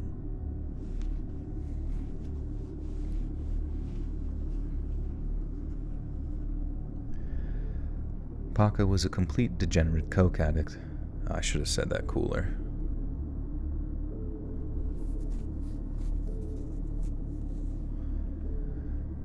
Paco was a complete, degenerate coke addict. He did absolutely nothing for the business and simply taught me to do everything instead. He was a total pain in the butt, got in the way more than he helped anything, and was probably the reason why the place had problems retaining employees. I knew the place had a sketchy history, and a lot of guys who visited the place were some really scary-looking hombres, but there's no doubt that Paco was the only part of the job that ever made me want to quit. But then one day, Paco was gone. I turned up for work one late afternoon only to find the place was locked and shut.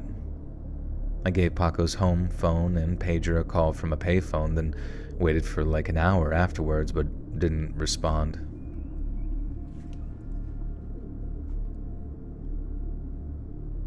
Yeah, me questioning the logic of the stories, like why didn't anyone call the police? Exactly, I never know why they don't.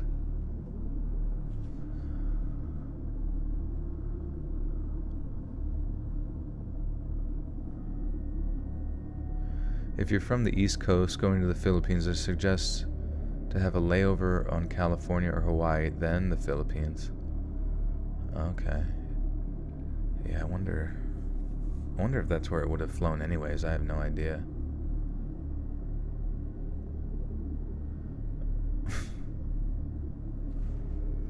Man really likes Coca-Cola. He's addicted.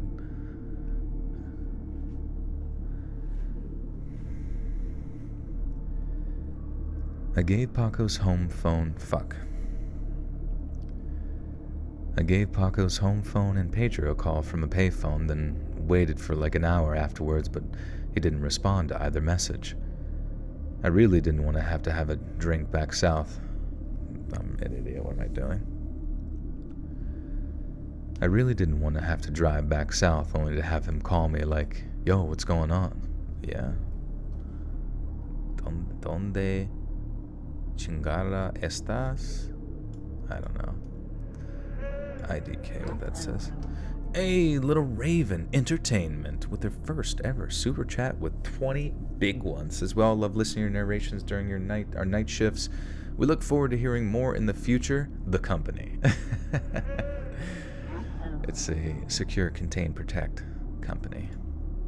They have to sit there and watch the patients, make sure they don't get out. That was not Spanish. But thank you, the company, so much for your big 20 buckareens. I appreciate you. Thank you so much. Hope you all are doing well. Let's see. How do I say this shit? Donde chingada estás? Donde chingada estás? What does that mean? What does that mean? Let me go to Google Translate and click that, and then click this. Spanish. Where the fuck are you? Oh, see, I can't say bad words. I can't say bad words on YouTube. I almost got tricked. I almost got tricked into saying F word in Espanol.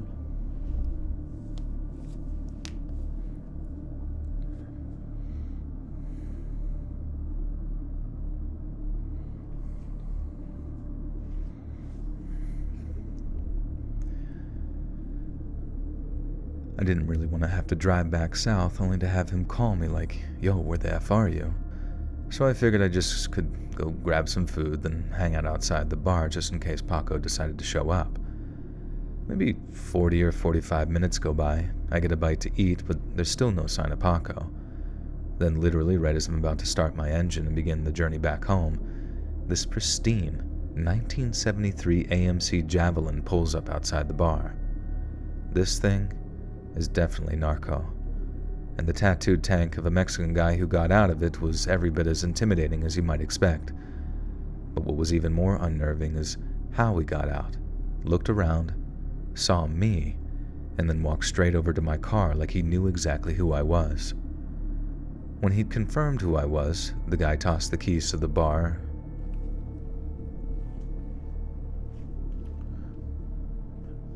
Klaus, I forgot to read. I'm sorry about that, Klaus. My bad. I got distracted there. Thank you for the 5. Lord Joel, congratulations on the 1 million subscribers. Knew you could do it. You deserve it, my friend. Thank you, Klaus. We did it. And I decided today, if I can get to 2 million, 2 million subscribers, I will start an OnlyFans. You hear me? I am making that declaration today. Mark that in your calendars, in the history books, April 27th, 2023 at 11:27 p.m. Eastern Standard Time. If I can get to 2 million subscribers, I will start an OnlyFans where I narrate, you know, stuff about cum and piss or whatever. I don't know, whatever you guys want. But it's happening. But I'm gonna need your help. I need the 3 digits on the back. No, I'm just kidding. But we got to get there. We got to spread a word of mouth. Don't tell them why you're trying to get them to subscribe to me. Just let them know it's for a good cause. No, don't make second accounts. These got to be authentico.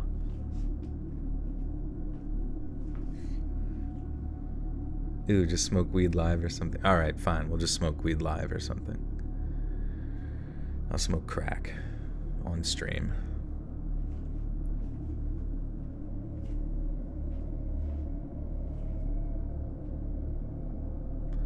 Show us your flans. No fluids. All right, no fluids. Is poop a fluid? I don't know. It doesn't matter. We'll cross that bridge when we get there. The poop bridge.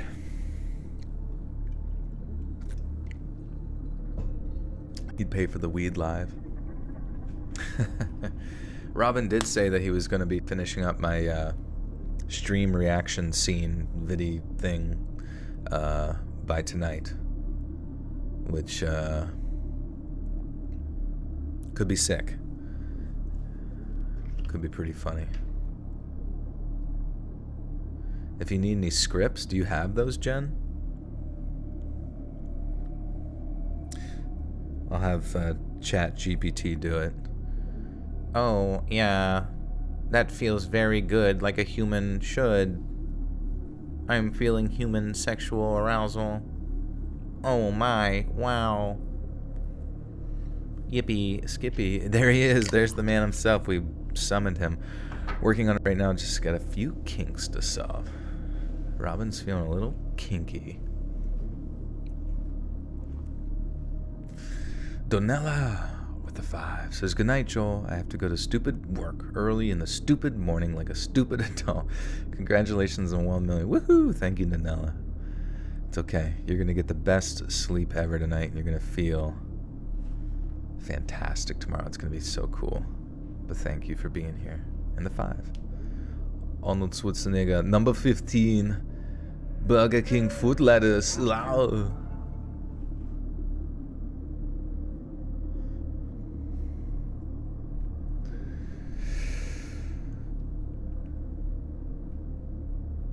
This thing is a total narco. Wait, I already said that. Fuck.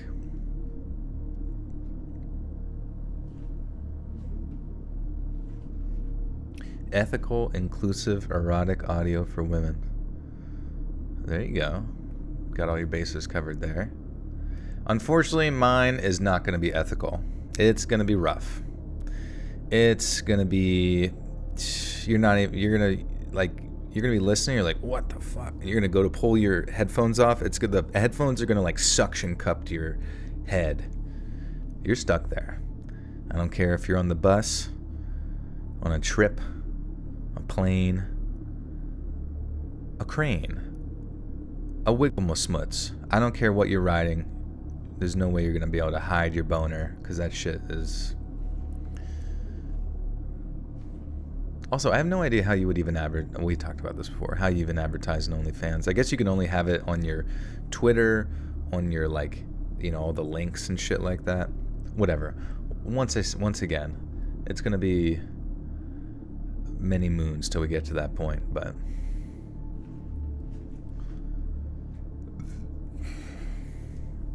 it's gonna be it's gonna be a Christian. It's gonna be a church-centered, focused OnlyFans. I used to follow your OnlyFans on Instagram? What? That can't be true. I would never unfollow. X-hamster is better, there you go. What the hell are you looking at hamsters for, you goofball? When he'd confirmed who I was, the guy tossed the keys to the bar. When he'd confirmed who I was, the guy tossed the keys of the bar through the open window and just said, "You're the manager now. Paco won't be coming around here no more." And then, with me still struggling to comprehend my sudden promotion, I guess, he got back into his car and just drove off. He got back into his vehicle and drove off. Now, my starting salary as a GM was just over 36 grand a year, which, from what I understand, was a lot less than what Paco was getting. But honestly, I didn't care. I'd gone from a few bucks an hour to $700 a week, and all I had to do was keep the place running and just not ask questions. I hired another bartender, a second cook, and we had Taco Tuesdays and 2-for-1 Wednesdays. I was halfway to turning the place into a legitimate business before everything just went to crap. And if there hadn't been a clear and present threat to mine and my family's lives, I would have been sadder. Kellyanne, thank you for your first ever super chat, and thank you for the 2.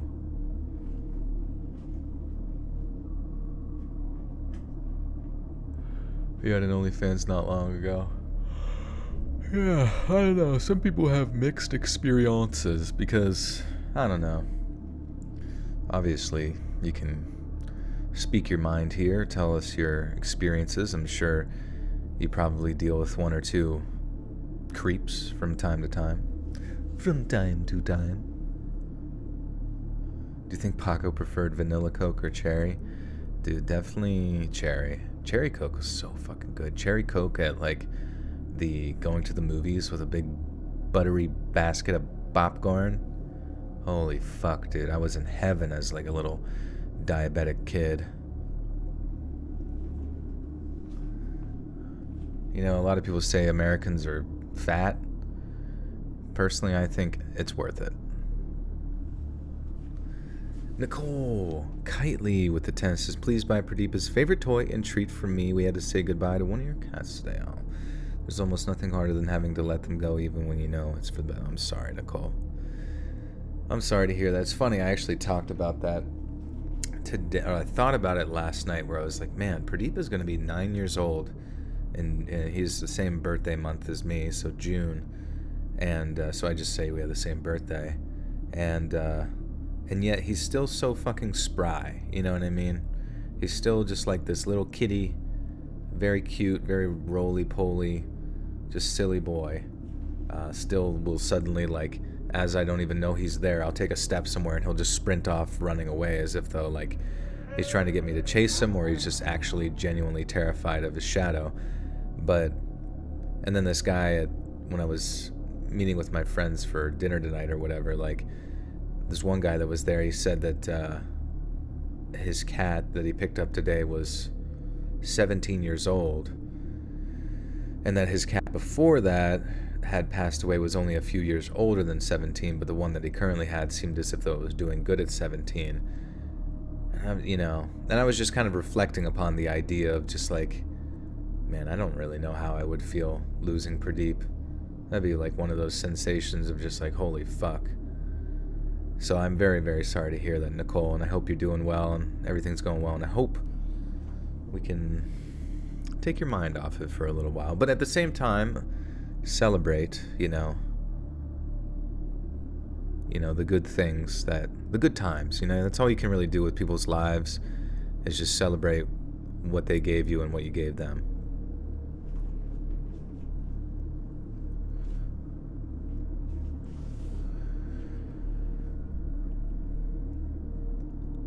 I was halfway to turning that place into a legitimate business before everything went to crap, and if there hadn't been a clear and present threat to mine and my family's lives, I would have been sadder about having to move on.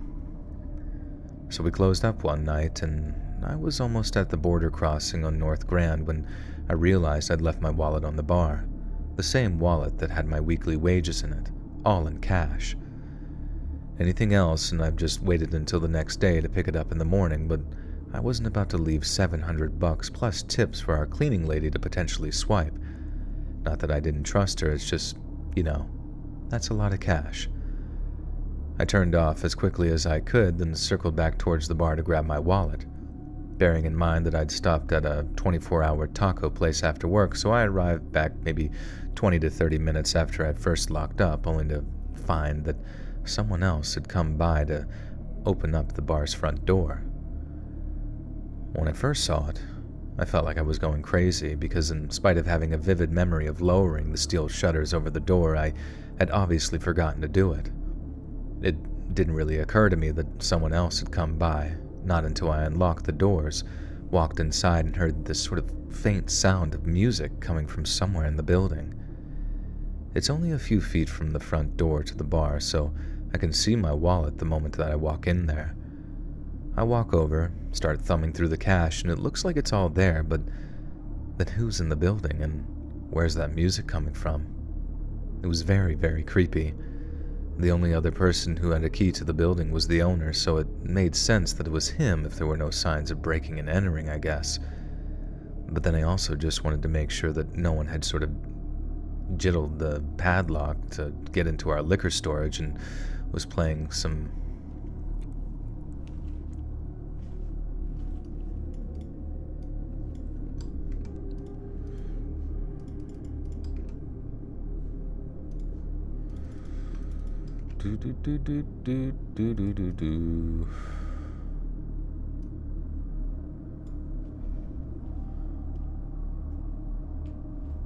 Don't cut outdoors cat nails. Oh yeah, I guess that's smart. Jiggled. Yeah, I think I meant to say jiggled. Your dog's name is Cat. That's cute. Come here, kitty. I have 4 cats, that's not including the 5 kittens my cat Mavis just had 2 weeks ago. We are adopting them out after they get older. That's cute.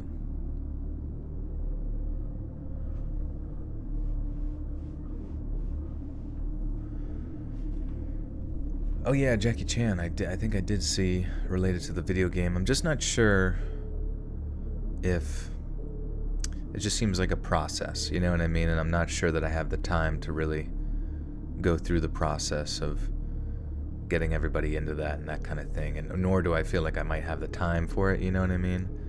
But I do appreciate the consideration for sure. And I do hope that you continue to make progression in the world of game development and all that kind of stuff, because it truly is a pretty amazing thing to see pulled off. In the US, do they still declare cats? It's banned here, even indoor. What do you mean declare? Like declare them kings?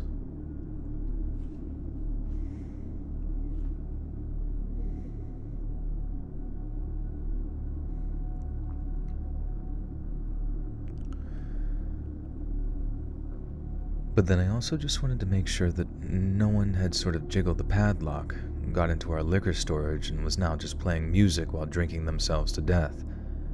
I had to walk all the way into the back to find where that music was actually coming from, and when I did, I realized that it was coming from the basement, where we had a cold storage unit for all of our perishables.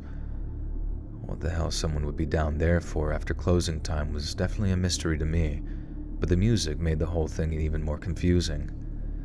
I was actually pretty nervous as I approached cold storage, so the sound of some muted scream coming from inside just about scared me half to death. Someone was in there, and by the sounds of things, they were hurt pretty bad. I know the place had a bad rep, but what would you do, honestly? If you have something that you... Oh, declaw. Okay. We declare this kitty cat queen, the Duchess of Catnip.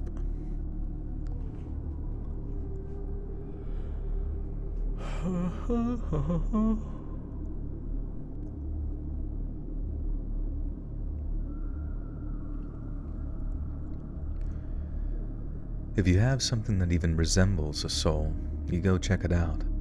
Regular people just don't listen to each other hurting, then turn and run the other way, or if they do, that certainly wasn't me at the time.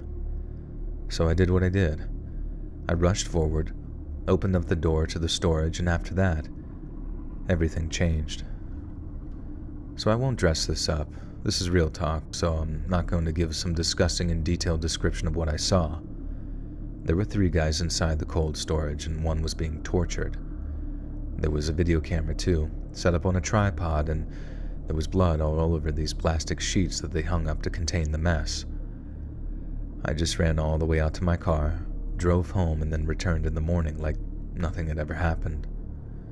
Well, not quite like nothing had happened. I went down to that basement feeling my palms getting sweaty as I sort of descended the stairs and went to check the storage. The plastic sheets were gone. Everything had been cleaned down, and it was like nothing had ever happened. I tried to go on working as normal that day, but I couldn't. Not really. It wasn't just the fact that I'd seen something so awful. I barely slept wondering what was going to happen to the bar, which would also probably determine what happened to me, too. I knew early on that I didn't have a choice. Mexico isn't a land of choice. Your options are given to you by those in power, and you just pick the one that hurts the least. And long story short, my options came down to 2. Stay on as manager and get a huge pay bump, or leave Nogales forever. If I stayed, I was in, and I was in for life. But leave and my whole family would be killed if the federalities, fuck.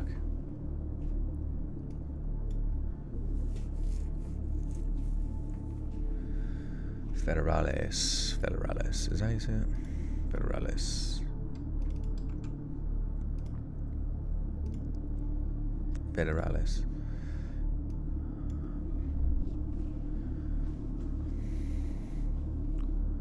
I declare this a cat.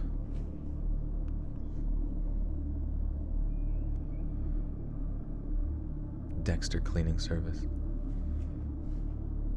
You can put plastic claw covers on the tips if you're worried about it. Like after it's been declawed. That'd be weird.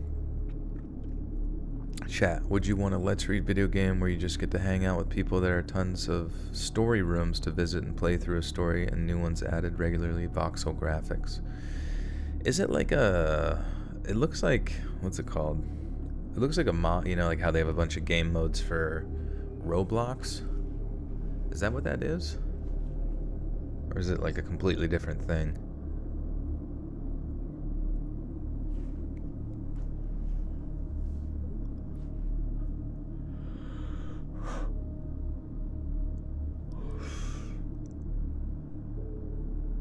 A Let's Read anthology game like Fears to Fathom would be awesome. Anthology game? That would be interesting, like a video game that plays out with like an anthology. But I feel like you would need some like commonality between the different gameplay styles.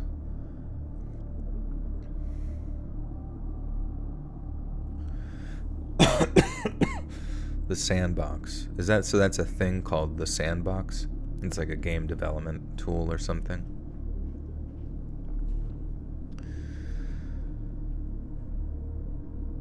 If I stayed, I was in, and I was in for life. But leave and my whole family would be killed if the Federales even cruised past their house. I chose leave. Not because I wasn't afraid of putting my family in danger, but because I knew that I could use it to apply for asylum instead of a green card, and the same applied to my family. Moving up to Colorado literally the next day, not being able to tell my family what had happened or why I'd quit such a great job, that was a really scary time for me. But ironically, being threatened by the cartel was what got me and my family settled in the US even faster than we would have otherwise. It took a while for the paperwork to process, and I had to talk to a whole bunch of different officials, but in the end, it all worked out for the best. My family slipped away in the night, joined me up in Denver, and we've been living here ever since. I think I was only allowed to leave Kieran, what's going on?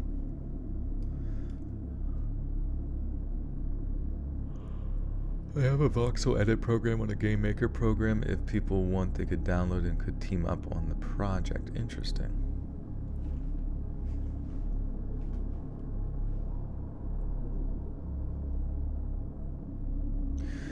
But like, what if Joel had thought about narrating but wound up never actually trying it, right? Exactly. I mean, like,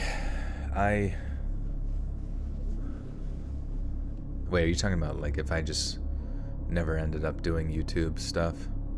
I mean, it is weird. I mean, I'd probably be dead inside. I don't know. I'm a little, I don't know. Maybe it wouldn't have been that bad, but I mean, I'm thankful that I did.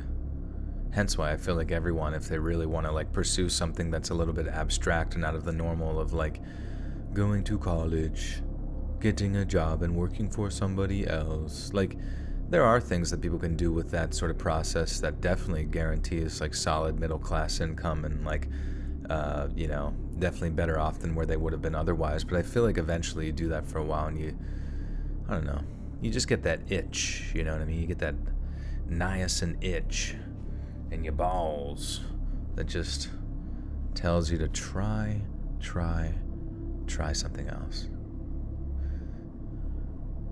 Did you start with Scary Vid, or did you do something else first? I tried a bunch of different stuff. I remember, but all of it's been since gone, but landed on the scary stuff just because it had, like, the most success.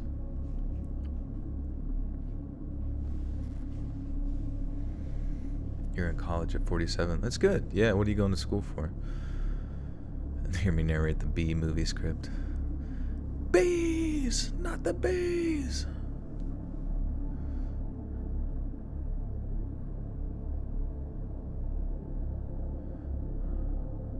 What do we think about the new WWE Big Gold Championship? Oh, I wish I had any thoughts on that, but just the fact that you capitalized all those letters makes me think it's pretty freaking sweet, dude. And I'm excited about it now. I think I was only allowed to leave Nogales and Cartel Association because I wasn't involved in anything too heavy. I think they appreciated what I'd done for the bar and knew I'd be too scared to do anything but disappear. But that was the cartel then, not the cartel now. I'm almost certain that if they'd all gone down these days, I'm almost certain that if that had gone down these days, I would not have been allowed to just walk away. I know I've been lucky, unbelievably lucky, and that good fortune has enriched my whole family too. But I only gotta watch a news channel to be reminded that there are so many other families that never get to share in that same good fortune. Some people live their entire lives with the cartel's boot on their neck, and they never find a way out from under it.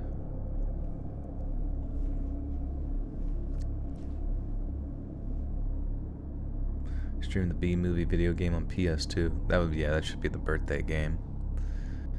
I do need to at some point do a test stream. I don't know if I'll do that on my I don't know what channel I'll do that, but T. Leo with the 10 says, here you talk about normal things is hilarious to me. Balls. Thank you, T. Leo. I touch on balls from time to time. The topic, not the scrot. My own, maybe. Pinch and roll. But only when it's itchy, I promise. Alright, but thank you again. And where's the one? Okay. Beep ba ba. Ba ba ba ba ba ba ba ba ba ba ba. Ba ba ba ba. Your major is special ed, K through. Oh, okay, cool. You know what's funny is at dinner tonight, it was like sort of a meeting of a lot of different people, but somebody I've not seen for quite some time. They actually just started teaching special ed as well. And pretty cool scenario that special ed place is going to pay for them to go back to school for additional training and potentially other things as well. So I was pretty excited for them. You think I need a podcast? Well, I've got news for you. If you go to Spotify or Apple Podcasts or wherever you listen to podcasts and you type in the Let's Read podcast, you might just find something you enjoy. Been smoking to your vid since 2017, college days, baby. What's your favorite topic to smoke and listen to? Smoke. Jamie Carpenter, hey. I'm going on for my master's in speech language pathology. Oh, that's cool. You can invent your own language.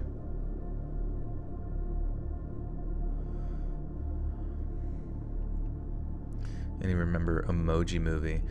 You know what's funny about the Emoji Movie is I remember my buddy's wife, she smoked something like salvia, I think, or basically some type of synthetic hallucinogen, or basically a very strong form of something smokable.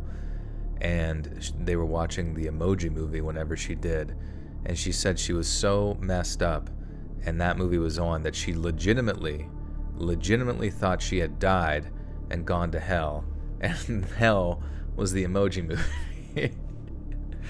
And honestly, I don't really disagree with her. She's okay now, but she did die, though. She did die from the Emoji Movie. Castle Wolfenstein, oh yeah. Or they had some newer, not necessarily remakes, but some, reboots of Castle Wolfenstein more recently. Pretty good games. You found out about Lazy Masquerade through my channel? Nice, yeah, Lazy's great.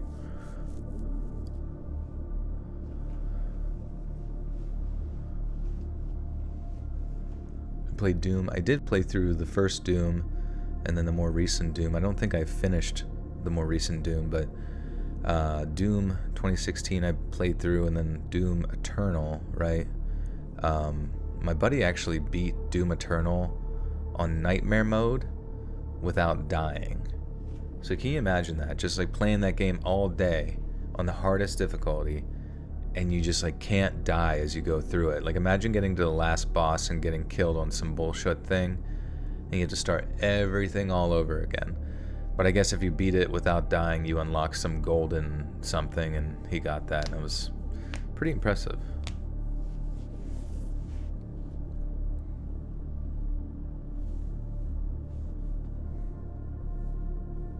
I always wanted to play Brutal Doom. I wonder if that's on Steam.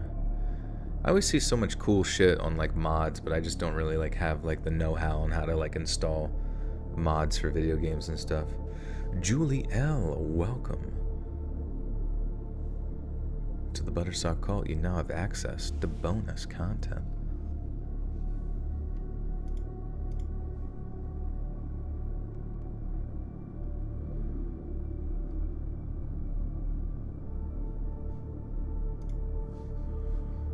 Have I played Outlast? This is true horror. Yeah, I actually watched my old roommate. He would speed run Outlast on the hardest difficulty with no camera. I remember that. And he would literally just like hug the wall the entire time going through, and he was just freaking insane. Mrs. Alexa, welcome back.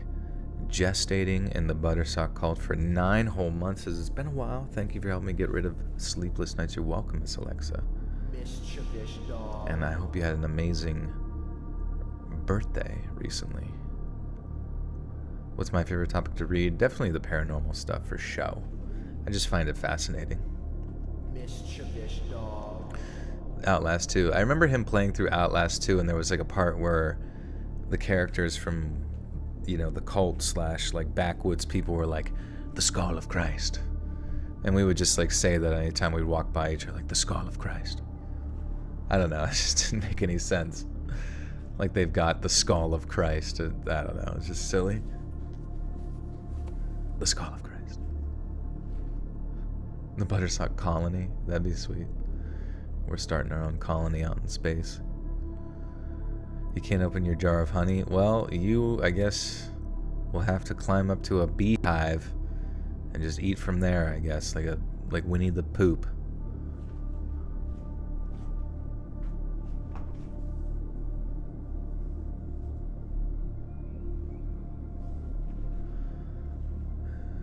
do you... Life is Strange. I think I played through some of Life is Strange. I didn't make it very far. I feel like I got like ADD bored with it and just moved on to something else or whatever, but I've wanted to play through that because I do enjoy... I just need like a good story. Like earlier, I like really wanted to like get into a Japanese RPG with like a good story, but I kind of worry that that just like doesn't exist. I just need to be like... It's been so long since I feel like I've just been like lost in a really good video game story.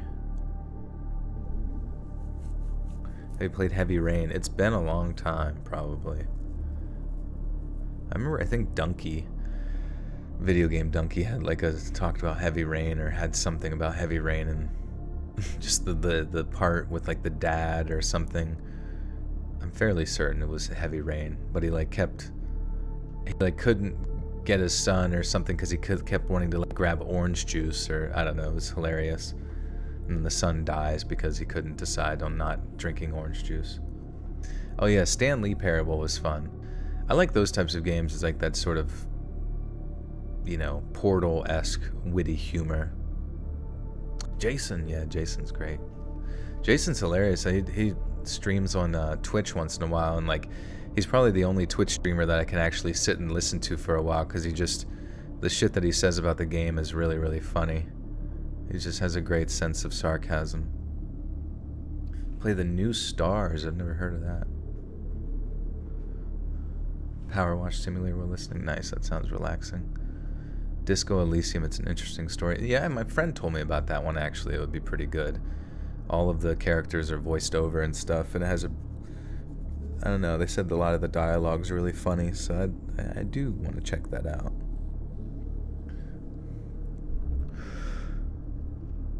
Back when I was a student, I used to work in this really flash bar down... This really flash bar? La Maison. Maybe flashy. This really flash bar.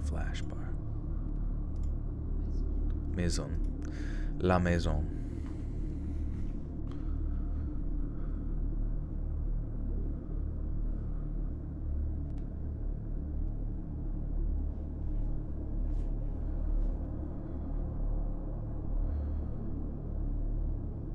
Oh, you're on a honeymoon in Hawaii? Dude, that's awesome. Which island are you on?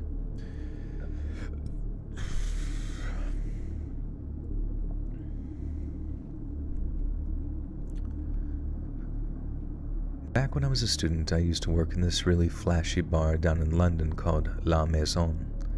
It's not there anymore, which is a shame, really, because I've got a lot of happy memories of that place. But I've also got one decidedly unhappy memory of the place, too.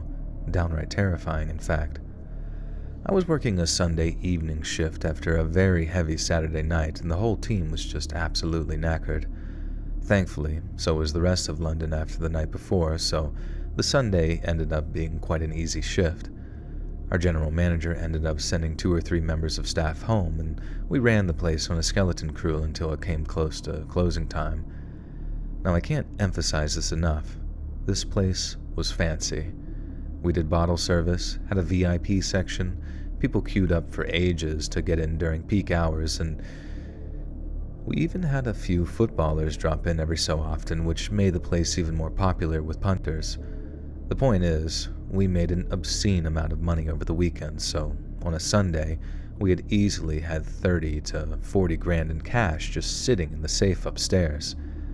It was kind of crazy to actually see it, and knowing the amount of money in there, knowing that amount of money is there, okay.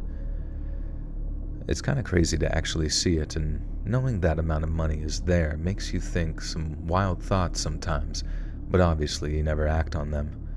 Whoever, we weren't the only ones who knew that there was a lot of cash there, and and they very much were prepared to act on it. Okay, I don't know, sometimes the words just look like they're like out of order.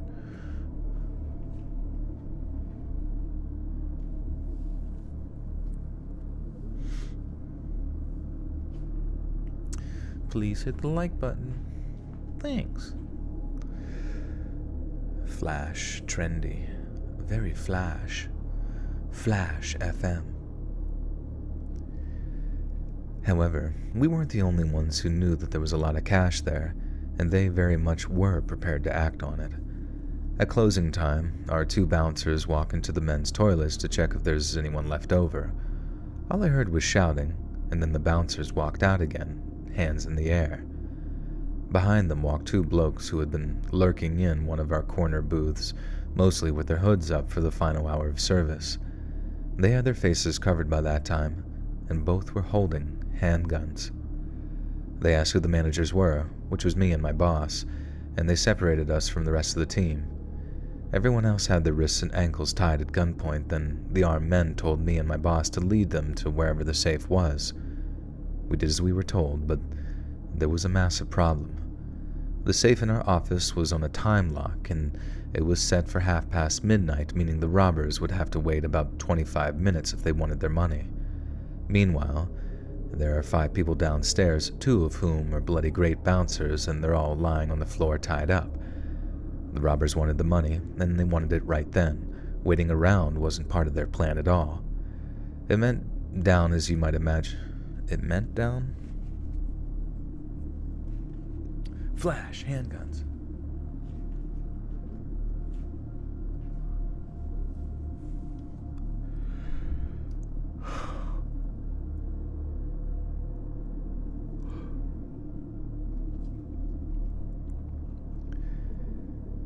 It went down as you might imagine. I mean, it's a scene that's been in more bank robbery films than I could count.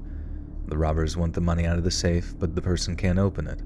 Some of the time, I suppose it's a bluff, and the person can open the safe whenever they want, but ours really was on a time lock, and although there was an emergency over... Motherfuck, dude. The trillion-word sentence.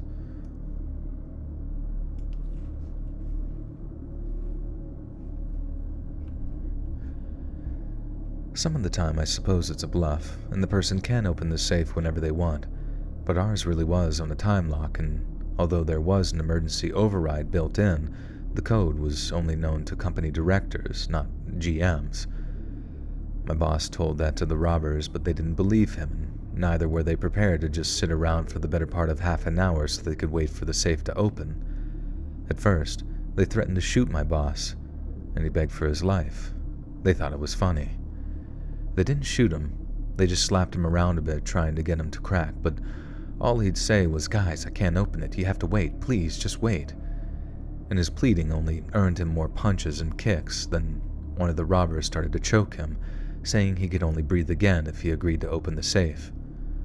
No matter what they did, he couldn't do as they asked, but instead of understanding that, they just took it as my boss being brave. They were asking him, "Why are you protecting someone else's money?" and all this stuff, saying that he should just give it up and save himself the pain. He wanted to just give them some money. I know he did. We're always told just to hand over any cash in a robbery situation, and he'd already given them what we had in the cash drawers. But those guys wanted the safe money, and they weren't going to leave without it. Members of the management team often spent long periods of time in the office. You've got orders to send off, ratas to organize, and dozens of little data input programs on the computer to work with. It gets very boring very quickly, and in a job where you might finish at 3 a.m. and be back to work at 2 p.m. for the next day, a lot of tea and coffee is needed both upstairs and behind the bar. To make things easier for us, we kept our own tea and coffee station in the office, and as one of the robbers tried to come up with more and more painful methods of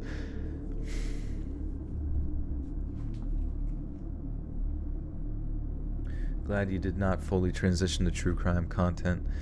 Nah, yeah, I mean, this is like my bread and butter, the people's personal stories, but this will actually have some true crime here at the end, 2 stories of true crime, just because sometimes it's hard to get enough normal stories.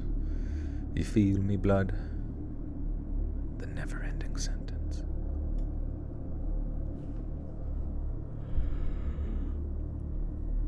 As our bad luck would have it, we'd only just filled it up only minutes before, and as we planned on having a To make things easier for us, we kept our own tea and coffee station in the office, and as one of the robbers tried to come up with more and more painful methods of getting my boss to open the safe, his eyes finally fell on the kettle.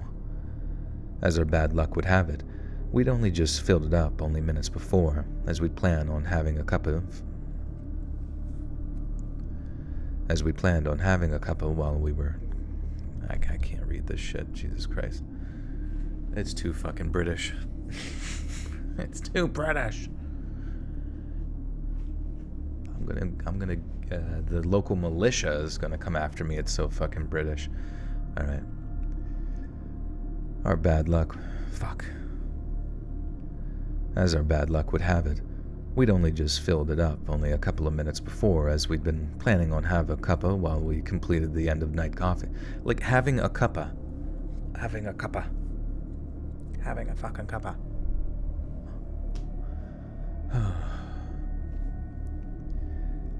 As our bad luck would have it, we'd only just filled up only a minute before, and... blah, blah, blah. Jesus fucking Christ. As our bad luck would have it, we'd only just filled it up only minutes before, as we'd been planning on having a cuppa while we completed the end-of-night office stuff. The robber just flicked the kettle's switch to re-boil the water, picked it up as steam rose from the spout, and then held it over my boss. He asked him once more.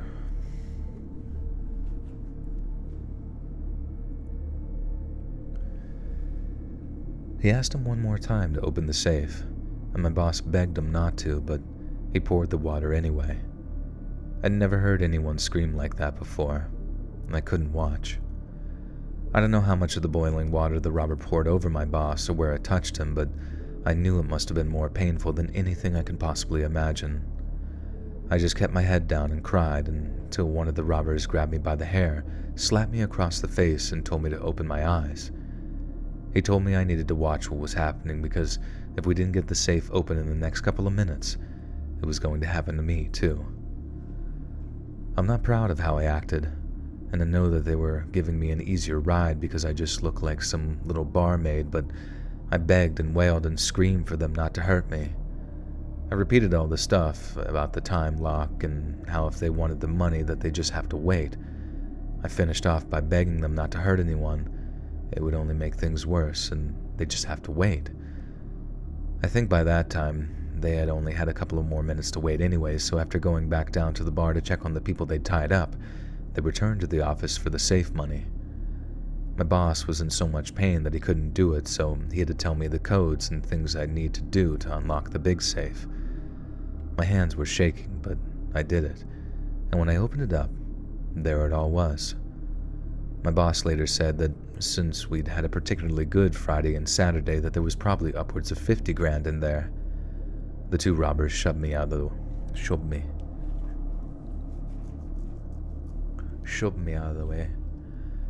me. It gave me a bit of a shove.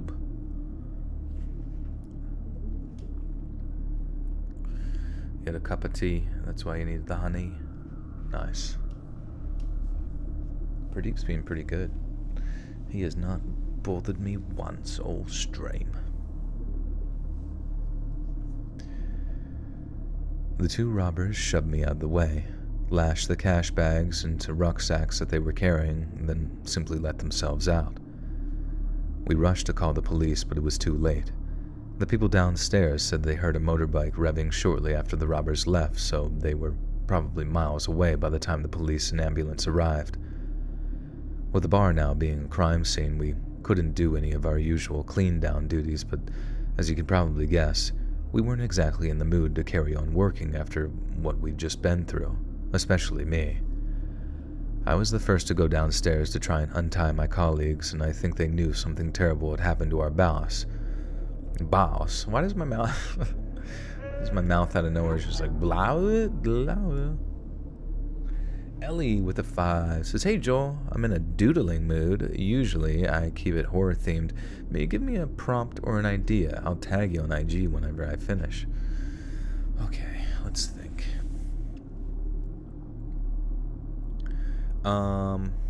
Okay. So say you're in your house and you're looking out a very, very large, bay window that looks out upon your front yard, but then maybe in the distance in your front yard there's like a road, maybe the house is a bit rural, a bit country-esque, and then directly across the road is a large cornfield of sorts. And in the cornfield, you just see someone, some sort of silhouette of a person or some outline of an individual just standing there, sort of ominously staring at you at your bay windows from quite a distance away. And that's the scene right there. Spooky. Hey, happy Friday, Catherine. Good to see you. Not the cornfield. Not the cornfield.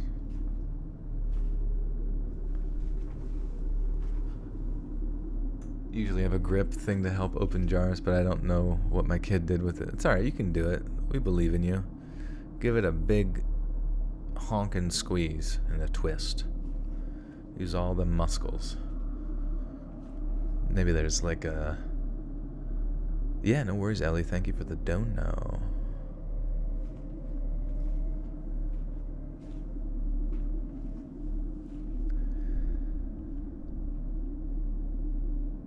I was the first to go downstairs to try and untie my colleagues, and I think they knew something terrible had happened to our boss just from the way I was acting. They kept asking, "Where's Jamie? Is he alright?" But I just couldn't say anything. I knew if I did, I just wouldn't be able to function. I'd seen the damage the scalding hot water had done to his face and hands, and it was absolutely horrendous. I knew if I tried to tell them, I just wouldn't be able to function anymore. Jamie was off work.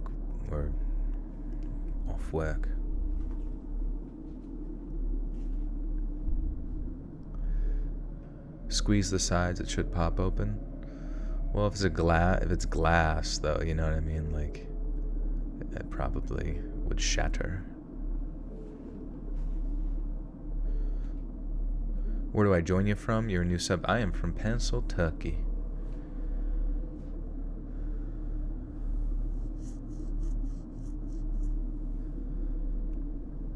Jamie was off work for 2 months afterwards, and right when we thought that he'd return, he decided that he couldn't work at Motherfucker, how do you say this one? La Miserable Maison. La Maison. Jamie was off work for 2 months afterward, and right when we thought that he'd return, he decided that he couldn't work at La Maison anymore. And in the end, I decided that I couldn't either. Sitting in that office brought back so many bad memories, and I know sometimes the best thing to do is to fight for what's yours and not allow trauma to change your life.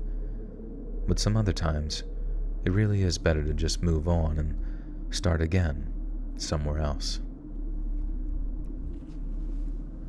Run hot water over to soften the seal. Yeah, that might help.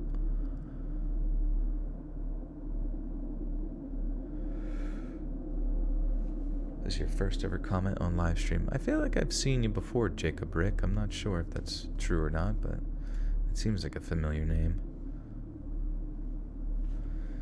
If you buy a harness for your little dog that says service dog on it and take it to the store, how can the store prove it's not a service dog?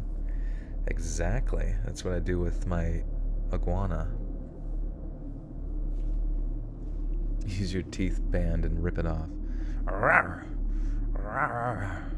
Grab it around, do it like, basically unhinge your jaw so it wraps around the top of the lid, and then tighten it back on, and then just start twisting.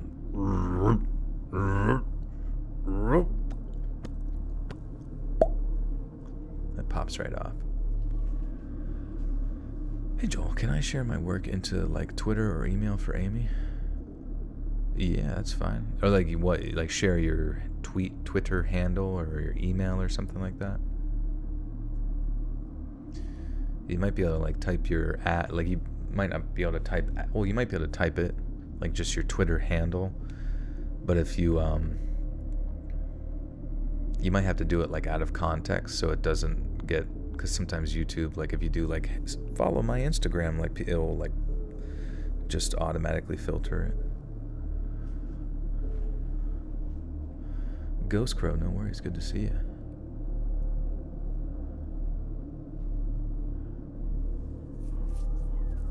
How many animals? Well, the iguana is the only service animal. Pradeep couldn't be trained. Much love from New Zealand, thank you. A Kiwi.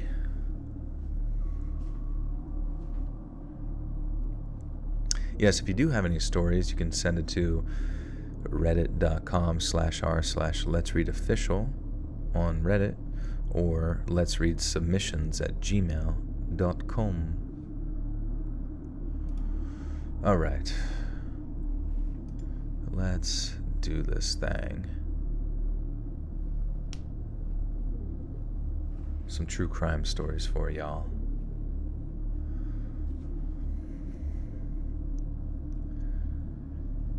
In the early hours of October 30th, 2004, 37-year-old David Morley and his friend Alistair, make sure you say it Morley right, Morley, Alistair, what a name, Alistair, that's a good name for somebody. Alistair Whitside.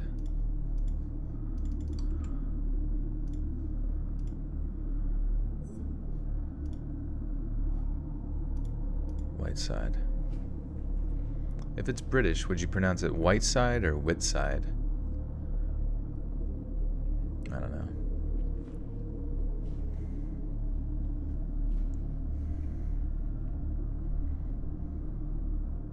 Alistair or Alabaster? It's Alistair. He went to a primary school with a David Morley. This could be him. Was he in London?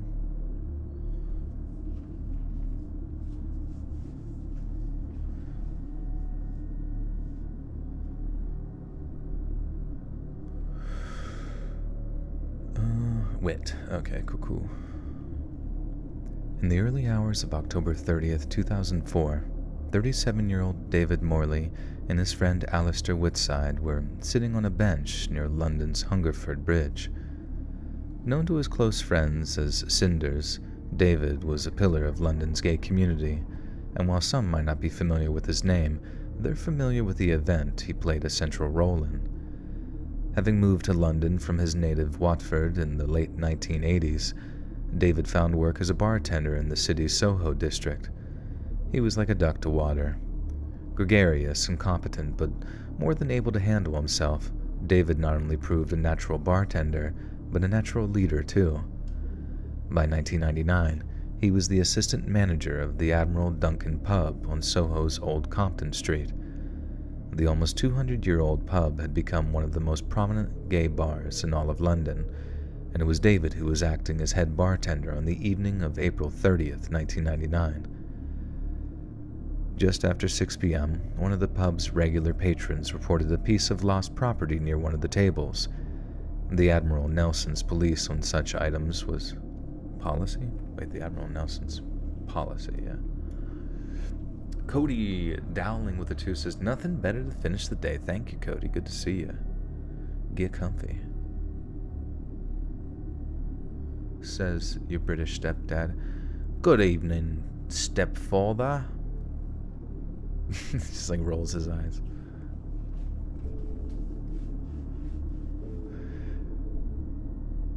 The Admiral Nelson's policy on such items was to keep hold of them for a few weeks, just in case the owner returned to collect them. If not, it was down to the nearest charity store with whatever had been left behind. General Manager Mark Taylor had to wade through the Friday evening's crowd to just get to the bag's location, but when he reached down to pick it up, it exploded. Unbeknownst to the pub's occupants, the bag had contained an explosive device made up of firecrackers, pressurized flammable material, and hundreds of 3-inch steel nails. The percussive force of the explosion sent flame and shrapnel through the unsuspecting revelers, killing 3 and injuring more than 80 others. David himself suffered extensive burns during the attack, but even so, he was one of the lucky ones. Many of the wounded required amputations, meaning they simply blacked out in the middle of a well-earned pint, only to wake up later in a hospital bed with legs or arms missing. At the time of the explosion, the man who planted the bomb was close enough to hear its detonation, and then with a sense of sick satisfaction, he simply disappeared into the London crowds. The bomber must have believed that he was untouchable. The Admiral Duncan bombing was his third in 13 days, and to his knowledge, the police were nowhere near close to catching him. He returned to a rented room on Sunnybank Road in the ancient village of Cove, Hampshire. Hampshire. Do you think it's Cove? Lynn with a 150. Thank you, Lynn.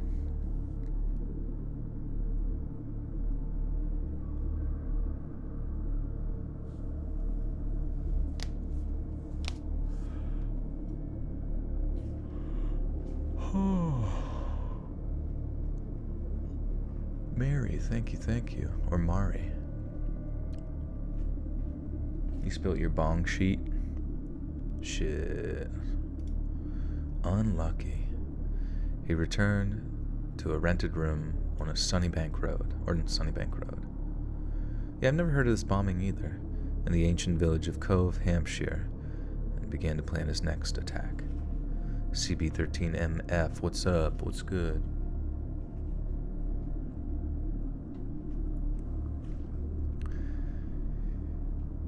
He returned to a rented room on Sunnybank Road in the ancient village of Cove, Hampshire, and began to plan his next attack.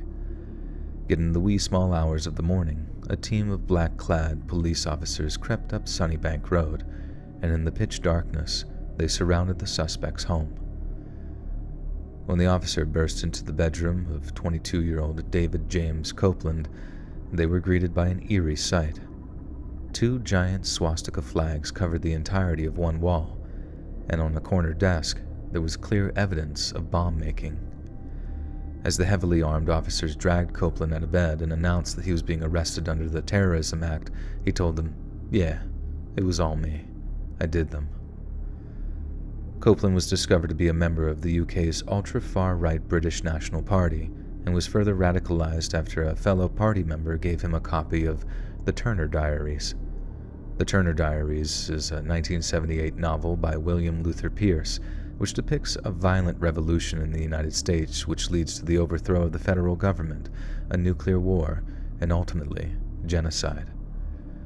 Copeland left the British National Party in 1998, believing them to be liberal in policy and practice. To him, politics was pointless. Direct action was required. He downloaded a series of bomb-making pamphlets from the Wild West that was the internet in the late 90s, then began constructing rudimentary test devices in his small one-bedroom apartment. By 1999, just as David Morley had risen to the rank of assistant manager, David Copeland had risen to the rank of regional leader in the UK's underground Nazi movement. But when its membership seemed reluctant to take up arms, Copeland took matters into his own hands.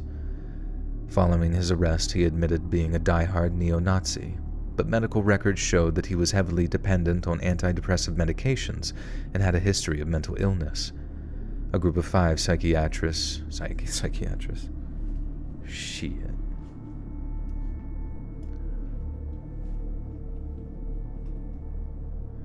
Joel's going to be immortal 40 years from now. They shall take his stories as truth and worship him. We can only hope. He would have steamrolled that spider. That's the only way to truly take out a spider.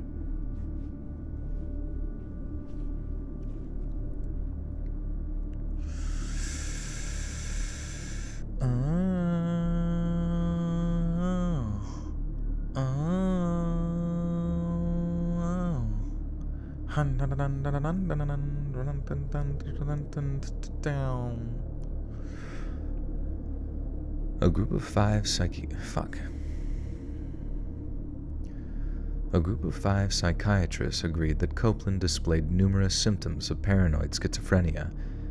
Yet while there was no dispute that he was mentally ill, but the extent to which he was able to take responsibility for his actions became a matter of serious legal contention.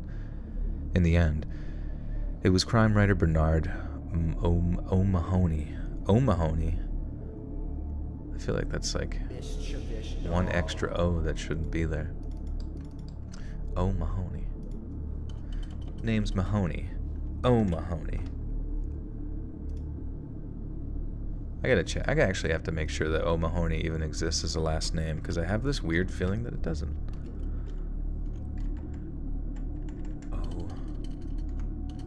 Oh, hi O'Mahony.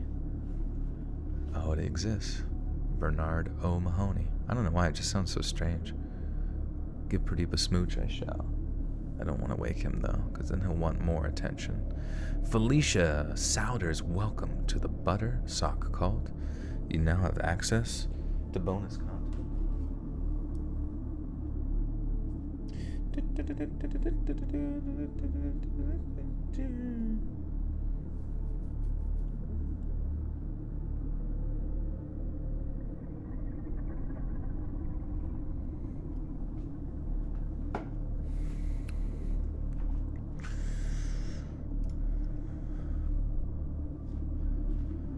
Come from the land of ice and snow. In the end, it was crime writer Bernard O'Mahony. Is it Mahoney? Motherfreaking Mahoney. I remember we always laughed. There was like I forget what commercial it was, but it was like something about baseball. And I just remember me and my friend would always like make the joke like, they're putting in Mahoney, because in that commercial, Mahoney was like this really fat, out of shape pitcher that they would put in who was just like dog shit, and then they put him in and then they lost or something like that. But it was just really funny to watch him go up there. But then like we go to just like football games or whatever and be like, they're putting in Mahoney.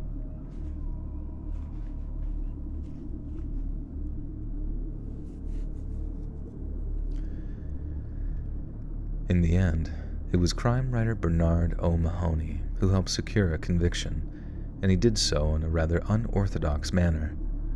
Bernard assumed the persona of a young woman named Patsy Scanlon. Motherfuck. They're putting inside Mahoney. They're putting pop. Scanlon. Patsy Scanlon. Have you guys ever met a Patsy before? Bernard assumed the persona of a young woman named Patsy Scanlon and wrote a letter to Copeland and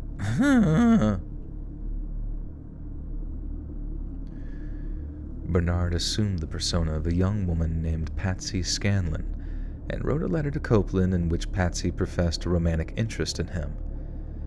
His chillingly coherent replies were later used as evidence of his sanity, resulting in Copeland's plea of diminished responsibility being rejected. He was convicted of 3 counts of murder and planting bombs on June 30th of 2000 and was handed 6 life sentences by the presiding judge, saying he doubted that it would ever be safe to release Copeland back into society.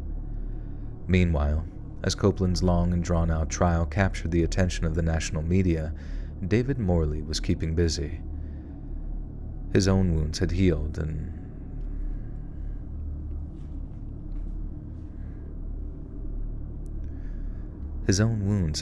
but his work wasn't over.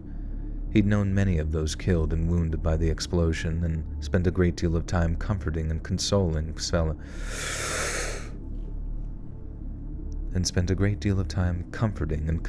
fellow survivors in the months that followed.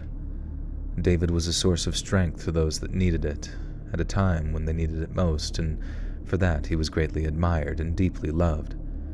The Admiral Duncan pub remains open to this day, but sadly, David had to move on. There were simply too many bad memories and too many absent friends. 5 years after the Soho pub bombing, David was working in another gay bar named Brompton's Inn in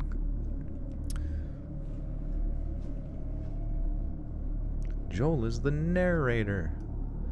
The narrator. Joel, a great narrator. Thank you. Thanks so much. Thank you so much.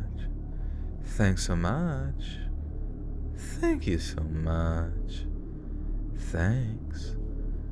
Thank you so much. Please another voice crack. I count them.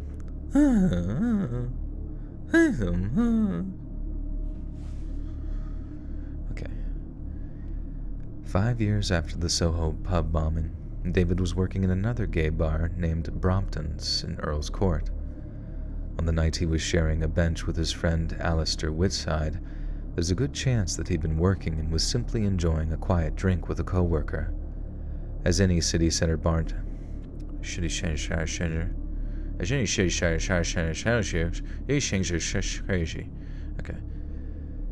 any city center bartender will tell you, there's nothing quite like a moment of peace and quiet after a nice strong drink and loud music. Fuck. Sorry. Can we get a 5-hour stream of your Kermit the Frog here? As any city center bartender will tell you, there's nothing quite like a moment of peace and quiet after a night of strong drink and loud music. But for David, that peace was soon shattered by the approach of 4 youths.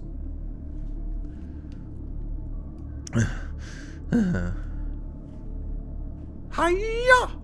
4 Miss Piggies came at him. Okay, sorry, I mean, take this seriously. Let's get focused. As any city center bar... Fuck. As any city center bartender will tell you, there's nothing quite like a moment of peace and quiet after a night of strong drink and loud music. But for David, that peace was soon shattered by the approach of 4 youths. The group consisted of 14-year-old Chelsea O'Mahony, 21-year-old Reese Sargent, 18-year-old Darren Case, and 17-year-old David Blenman. They approached David and Alistair at around 3:10 a.m., intending to perform a prank involving what was referred to at the time as happy slapping. The term, fuck, I fucking hit my mic with my hand. Everything I do is for you, Kermie. Everything I do is for you, Kermie.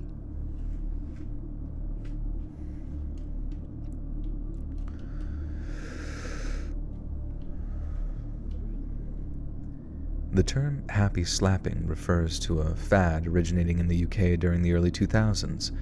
It involved one or more people attacking a victim for the purpose of recording the assault, usually with a camera phone or smartphone. For the most part, the victim would be viciously slapped, but the attacks quickly escalated into brutal asymmetrical assaults involving stomping and multiple attackers. Young Chelsea O'Mahony was the first to approach David and Alistair, directing them to the smile for the camera. What? Directing them to the smile for...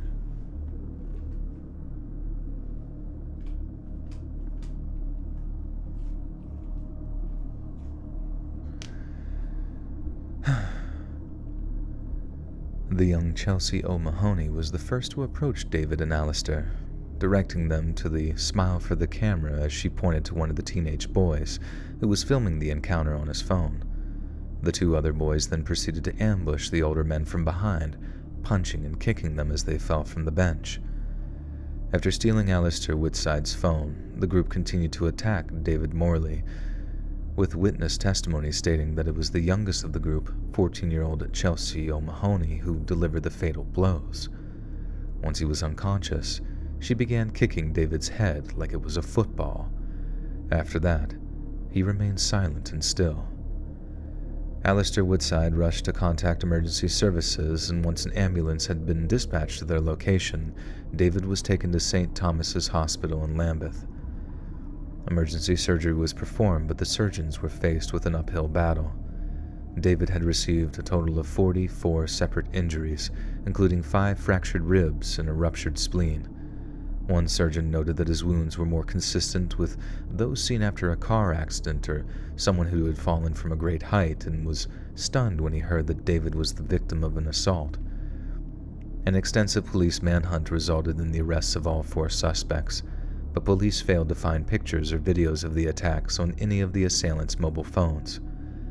They denied recording the attack and swore that they didn't mean to kill anyone, but when the full picture of the group's evening activities came to light, it was clear that they were no ordinary children.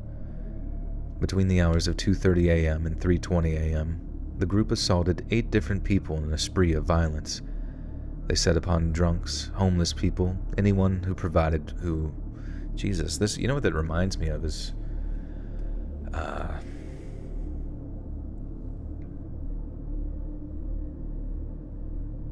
what's that movie? Ultraviolence? Clockwork Orange.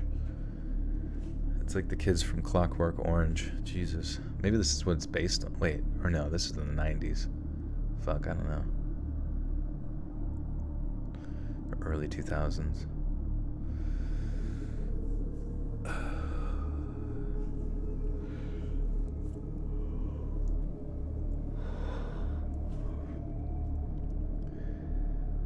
They set upon drunks, homeless people, anyone who provided or who appeared remotely vulnerable.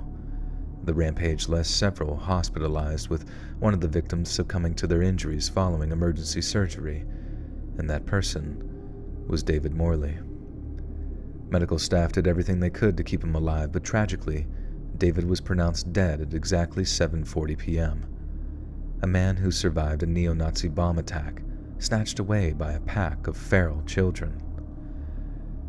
At their trial in January of 2006, a then 15-year-old Chelsea O'Mahony was sentenced to 8 years in prison, while her male accomplices were sentenced to 12 years each. The British public were horrified.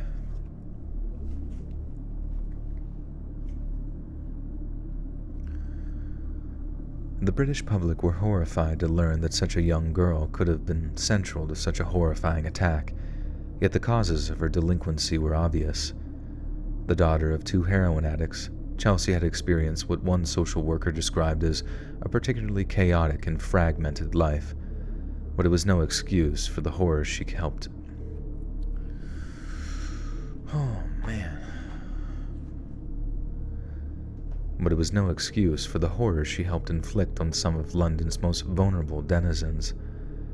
On November 5th of 2004, over 1,000 people piled into Soho's St. Anne's Church to commemorate David's life and legacy. Those who couldn't get inside would surround the church in a solemn display of respect and solidarity. Several prominent figures gave deeply moving eulogies or speeches, including the mayor of London, who professed to be well aware of David's well-known and well-loved status in the city's LGBT community. But perhaps the most poignant point was made by a close, personal friend. Make sure I said poignant right.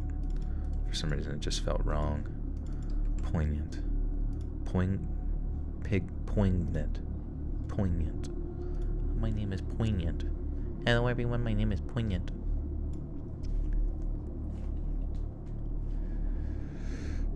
Wait, Terry, did you actually know this guy? I thought you're from Australia.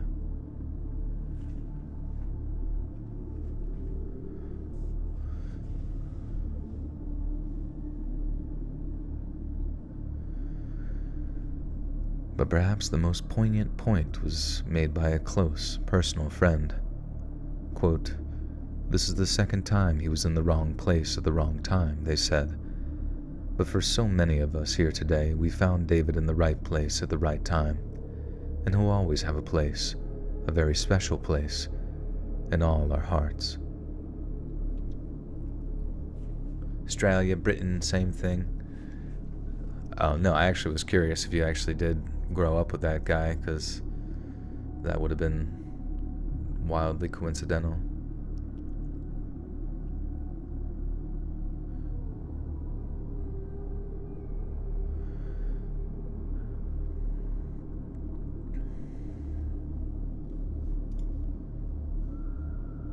Okay. That is really sad. I guess the first story was like a targeted attack on the community, but like just randomly being out and having like Clockwork Orange kids show up out of nowhere to kill you, like that's fucking so random. I don't even know. You're graduating soon, Itachi. Congratulations. Australia's in London. Oh, okay. They moved it. They took one of the Doctor Who telephone booths there.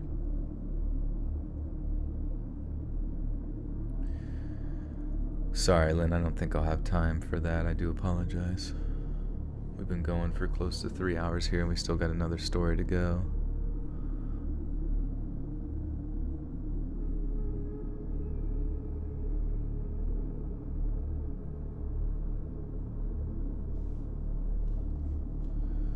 Do I have a favorite memory from the previous month? Oh, man.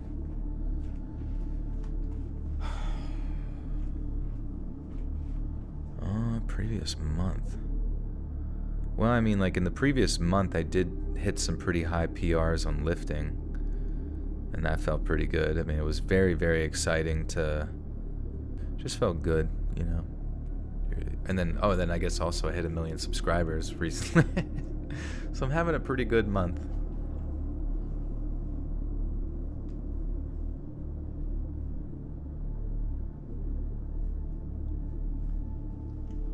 You can do it.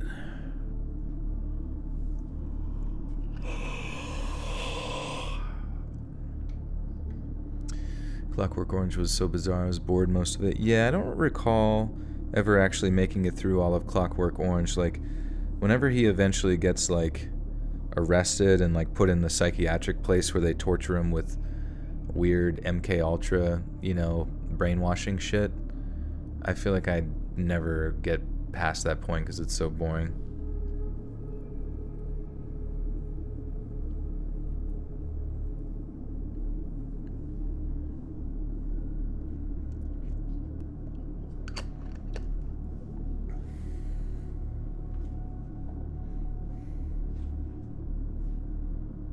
Remaking with Evan Peters.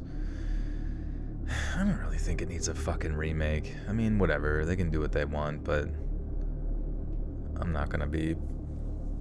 Like, the first one wasn't even that exciting. It was just, like, abstract and strange and had, like, you know, a certain aesthetic to it that was sort of more of a cult classic than anything. Like, to remake it, I feel like would just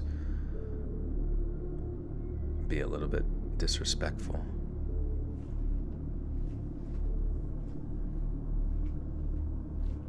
You haven't left the house this month? Oh, no. Gotta get out. It's been sunny.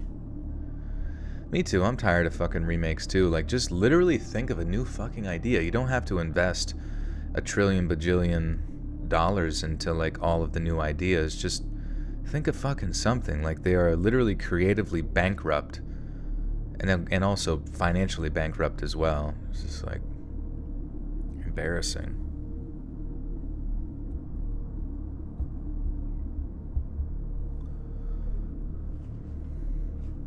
I can't wait till Joel gets 2 million subs. We must shoot to the moon. You must spread the word. Spread the cheese.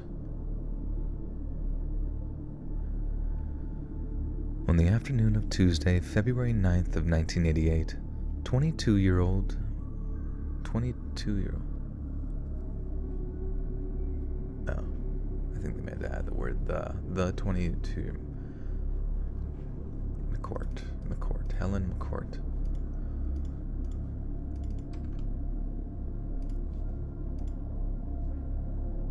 Frank McCourt. On the afternoon of Tuesday, February 9th of 1988, the 22-year-old was... I don't fucking know. Helen McCourt was finishing up her shift at a branch of a prominent British insurance firm. Prior to her departure from the office, Helen spoke to her mother by telephone and mentioned having a date that night. It was to be the first with a young man she'd met over the weekend, and naturally, she was as excited as she was nervous. Cheese spread.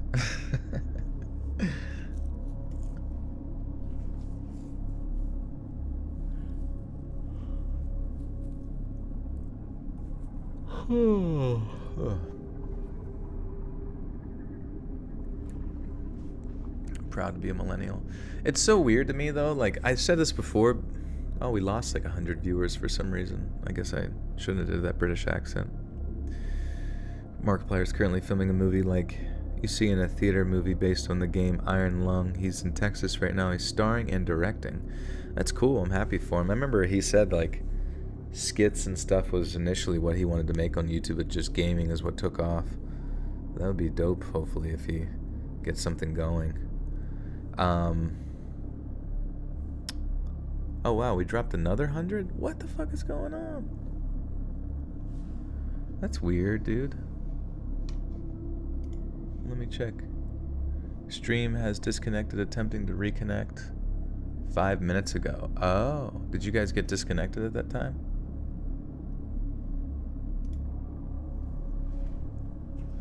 That's odd. Maybe there was like 200 people that were just lurking. Micah Washington with a said, "Hey, my Joel, glad I made it. Good to see you, Micah. Thank you, thank you. Appreciate you. Your audio was glitched on me a bit ago. They were Clockwork Orange stands. Yeah, they took it out. It was Stanley Kubrick's cute ghost. Carly, welcome back for 16 months in the Buttersock cult. Says, let's read. Yeah, I'm so happy to be part of this badass Buttersock cult. Thank you, Carly. Good to see you. And thank you again, Mike. I appreciate you.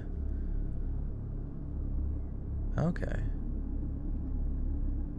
I forget what I was saying before the Markiplier thing.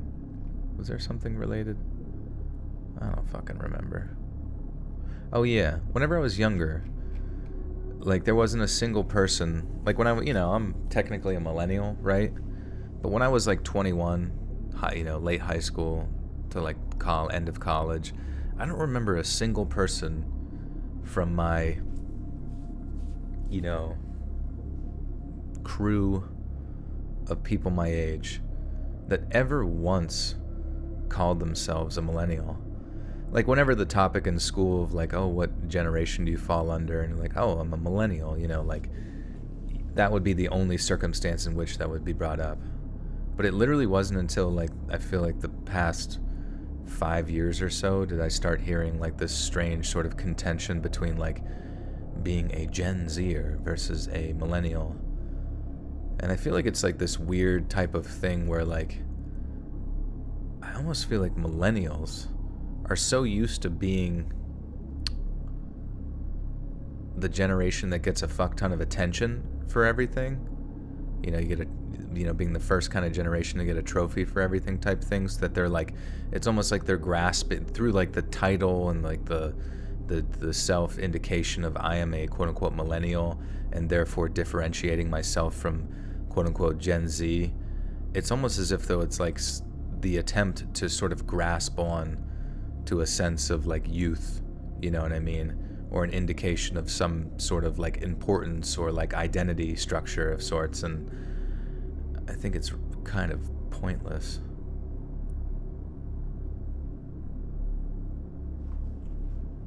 Why does every generational name sound so derogatory? Millennial, Gen Z, I don't think they sound derogatory.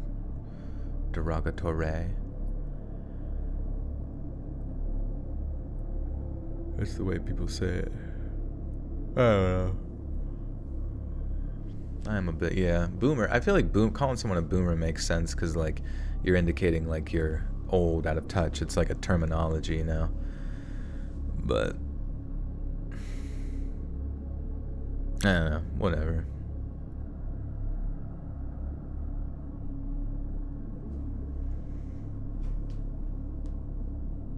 Fight Club summoned us millennials pretty well. Summed up us millennials. I guess just like living in crack houses and punching each other to feel something, maybe. I don't know. And then blowing up banks. Just kidding.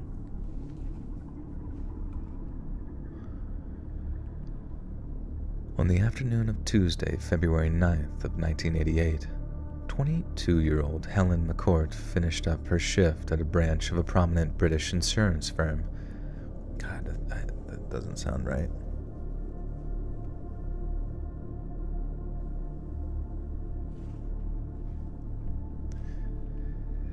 On the afternoon of Tuesday, February 9th of 1988, 22-year-old Helen McCourt was finishing up her shift at a branch of a prominent British insurance firm. Prior to her departure from the office, Helen spoke to her mother by telephone and mentioned having a date that night. It was to be the first with a young man that she'd met over the weekend, and naturally, she was excited as she was nervous. She caught a bus back to her home of Billinge.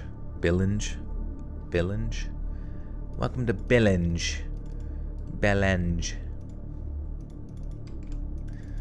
Billings Bellend. Billinge. Bellenge. Hospital. No one should talk about Fight Club. How come? Oh, that's right, we can't. That's the rules.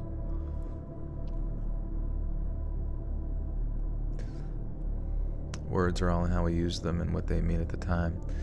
Yeah, I guess like in this sort of, that's what I'm saying. I feel like in this sort of modern era, there's like a group of Gen Zers who like still want to maintain a strong sense of relevancy in the ever competitive nature of entertainment present in the youth of who are currently in like their prime, like the Gen Zers, you know, and the youthful marketability where they're young and whatever, you know, and it's like, so I feel like there's like individuals who still want to feel like young and good looking and, you know, marketable and somehow relevant or whatever within the world of entertainment. So like the designation of the, you know, millennials is almost like there to create some sort of abstract division amongst those who actually care or something, even though they really shouldn't care because it's so pointless.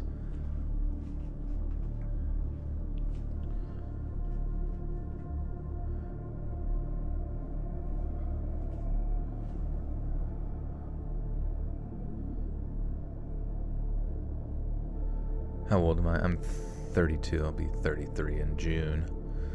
So I am in the millennial zone, but I just never really thought about it growing. I literally never once until like in the past couple years even like once called myself as such title.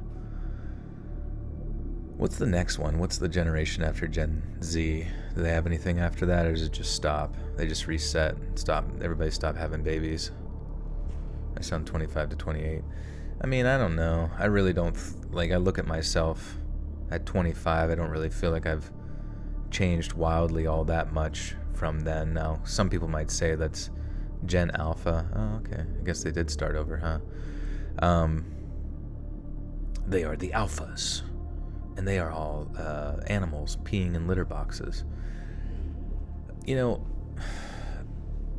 I don't know. Maybe it's kind of embarrassing that I haven't changed much since like 25. But maybe it's not. Maybe it's not a bad thing. Do I like my job? Yep. I love my job. I'm very thankful. Oops. Hello, kitty cat. He just likes to stand here in the way. 33 in September, Micah? Nice.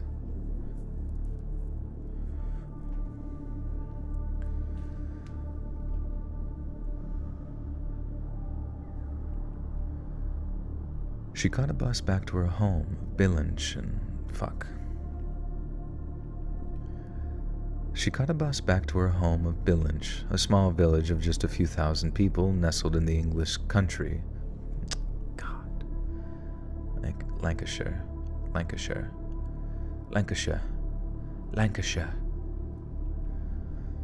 She caught a bus back to her home of Billinge, a small village of just a few thousand people, nestled in the English county of Lancashire. The route home from the bus stop she alighted at... What? The route home from the bus stop she alighted at... Is alighted? I never heard of the word alighted. Is that like waiting at something?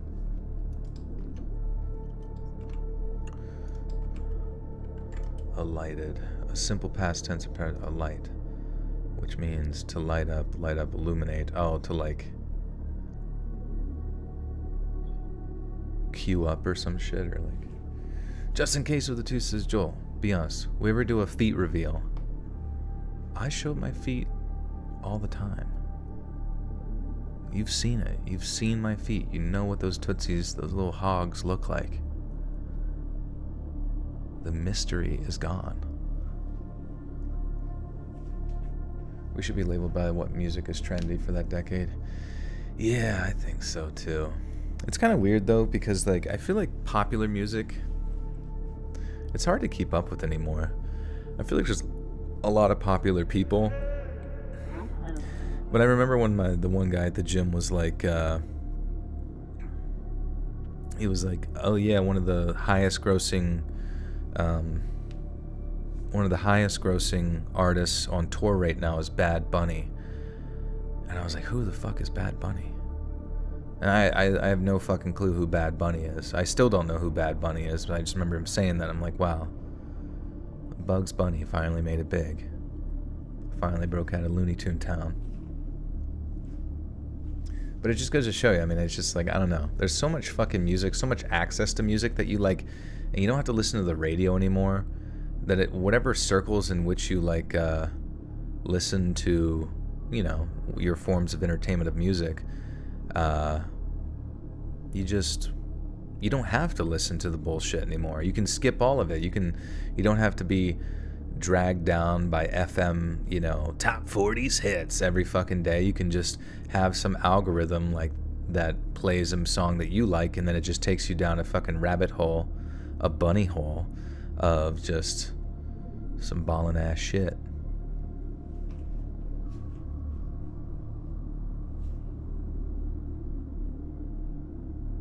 Bad Bunny's a DJ? Oh. So he just plays other people's stuff. There's so much music, and whenever there's anything that hasn't been done or created yet. I mean, there's always like little subgenres here and there with little things to try, but honestly, I feel like structurally, based on all the noise, like how do you create something new outside of just like eventually putting fart sounds in people's ears? Which even that's probably done to death at this point with over 50 different subgenres.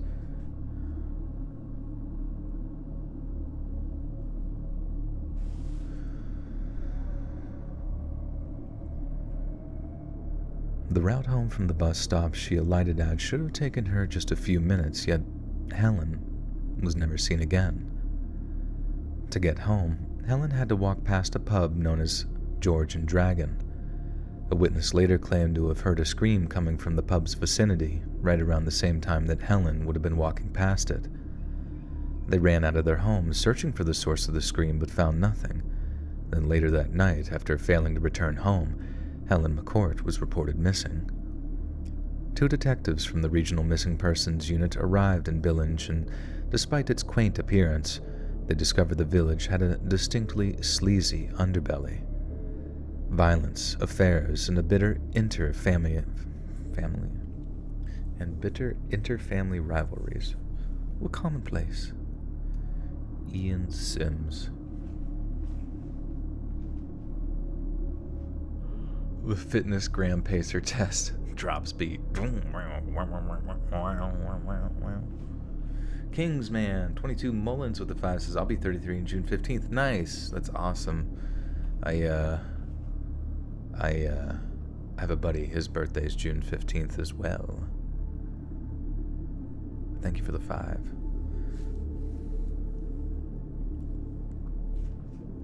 You're a fellow Capri Sun.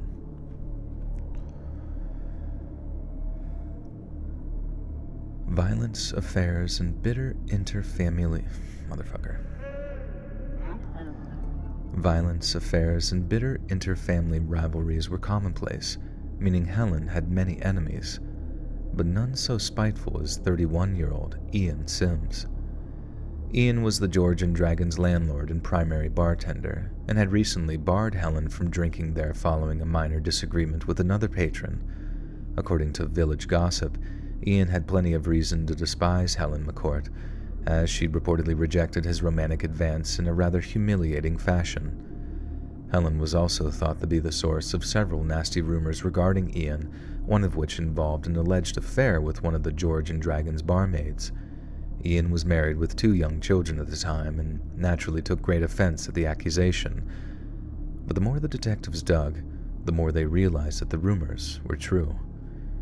Ian Sims was indeed conducting an extramarital affair, and although it wasn't clear how Helen McCourt became aware of it, it certainly provided an ample reason to question him in relation to her disappearance. when he was invited to attend an interview with a local constabulary. Constabulary? Constantinopolary? Constabulary.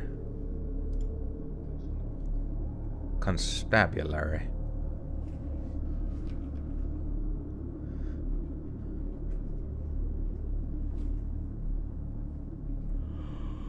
All computers helped us away from the old music, even though we just kind of remixed old sounds or ideas as time goes on.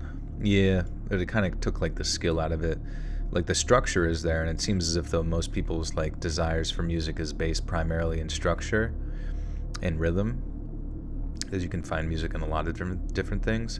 But unfortunately, the skill required to generate those things has become, you know, the threshold is much less.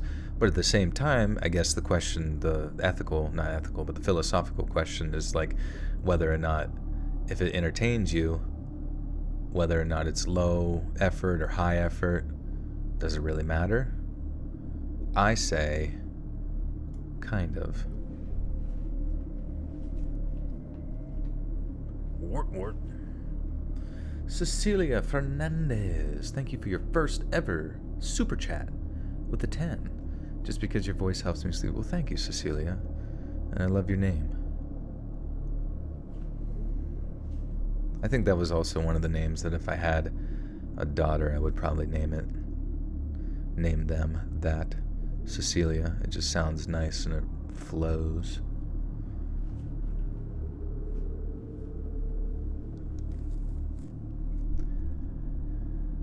When he was invited to attend an interview with the local constabulary, Ian seemed only too happy to answer their questions. Yet on the day itself, when subjected to the most basic of questions, Ian Sims became visibly nervous. His reaction was not the indignation of an innocent man, but the white knuckle.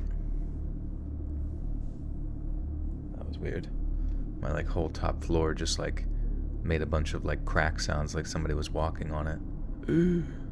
That was strange.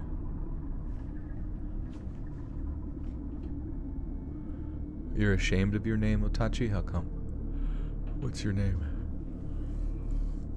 You don't have to say if you don't want to, but there's nothing to be ashamed of. Is it Adolf? I'm sorry if your parents name you Adolf. You heard the crack? Yeah, it was fucking weird. I mean, I guess that's typical stuff. Maybe even Pradeep is moving around up there, but I don't know, it's strange.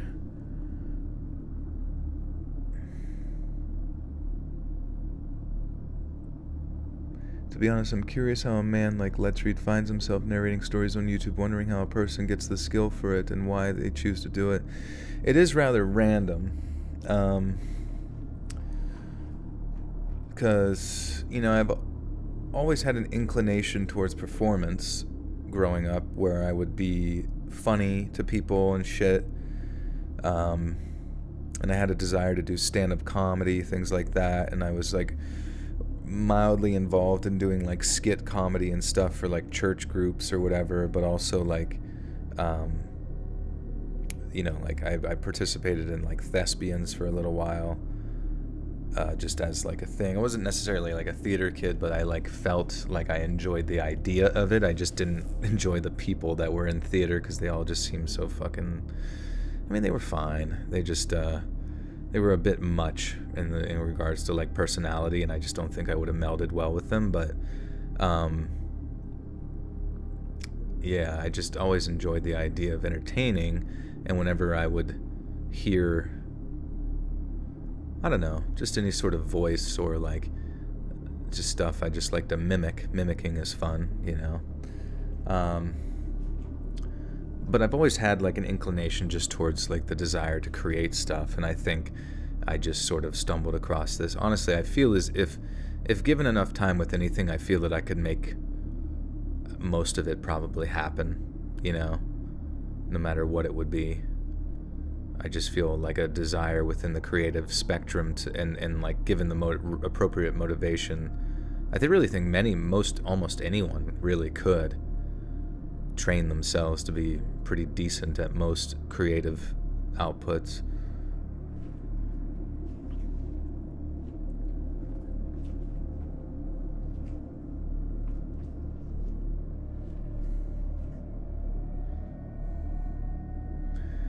I think maybe it was with the theater stuff, I was more like jealous because a lot of the theater girls were really hot and all the theater guys were just like dorky as fuck, and I was just like, what the fuck?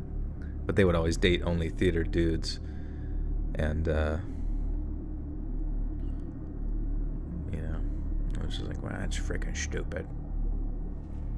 Now I gotta go show off. So I walked up. Hey, sweetheart. What are you hanging out with this nerd for? Ha! Ha! Yee-haw! Wee-oh! Did a little spin. Wee! What do you want, Joel?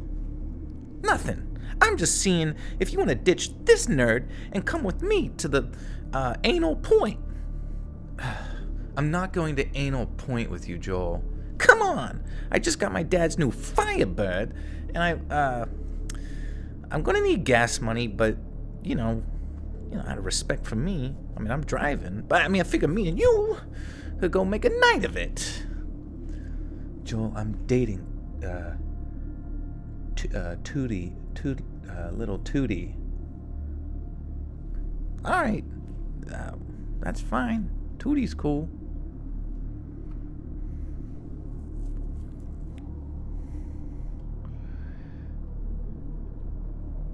His reaction was not the indignation of an innocent man, but the white-knuckle anxiety of one with something to hide. Ian's car was promptly seized by the police, and following an in-depth forensic examination, tiny drops of dried blood were discovered on the rubber sill of the vehicle's trunk, as well as on the carpet inside of it. Investigators also found an open and pearl earring. What? Open and pearl earring. She's dating Brad. Yeah, Brad's not very much of a theater kid name. Brad would have been dating a girl on the track team or like a girl on the basketball team. My AI girlfriend name should be Tiffany. I don't know, anybody named Tiffany is a little scary.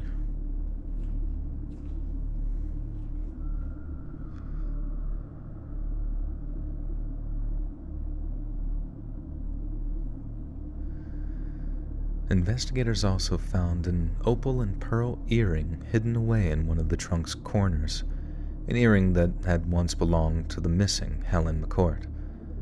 A matching butterfly clip from this earring was discovered during a search of Ian or Iam? Oh my god. I'm gonna die! Let's see. Ian. Yeah, Ian. Okay, cool. Heckin' cool, dude. Heckin' freaking cool.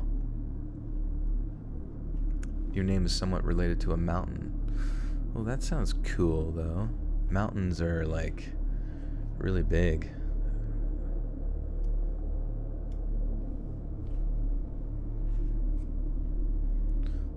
The hot girls were cheerleaders or preps. You know, in my school, cheerleaders weren't heavily sought after whenever I was in school. Like, cheerleading was almost like it just wasn't a preppy thing to do. It was more like a rural thing to do, you know. Cheerleaders dated the wrestling guys because wrestling guys were often very rural, you know, like farm-esque. And the cool guys were pretty much just me, and that was it. I was so fucking cool. I dated the principal. I was so cool. I dated all the teachers. That's how cool I was. A matching butterfly clip from this earring was discovered during a search of Ian Sims' apartment, and a deeper forensic examination revealed yet more bloodstains on the floors and walls. Given that the incident occurred prior to the advent of DNA identification techniques, there was no definitive way of determining who the blood belonged to, but there was strong reason to believe that that was Helen. Fuck. Yeah, a literal teacher's pet. My parents hated it, but I said, hey, you know, why do you think my report card is all B's?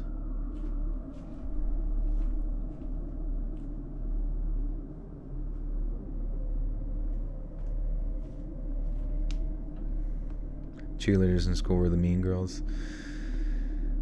It was actually kind of interesting because like the most popular attractive girls in my school were like sports related girls, which I guess made sense because then they like build muscle and, you know, had butts and whatnot. But like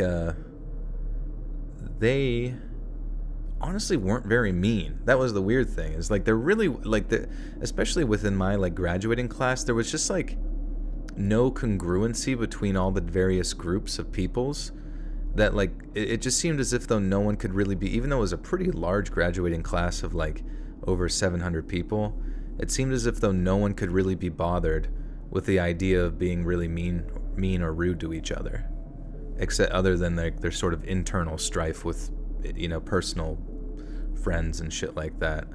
So I don't know, there was really no like mean girls, no bullies, no, just people just kind of did their own thing, and you know, they just go to take their cars out and hit jumps going 80 miles an hour through the backwoods, drunk on vodka, whatever. Chicky Meatball, hello, hello.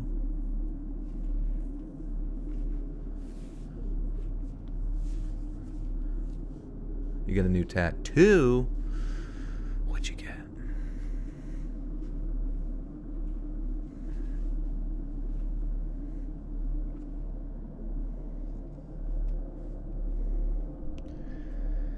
Given that the incident occurred prior to the advent of DNA and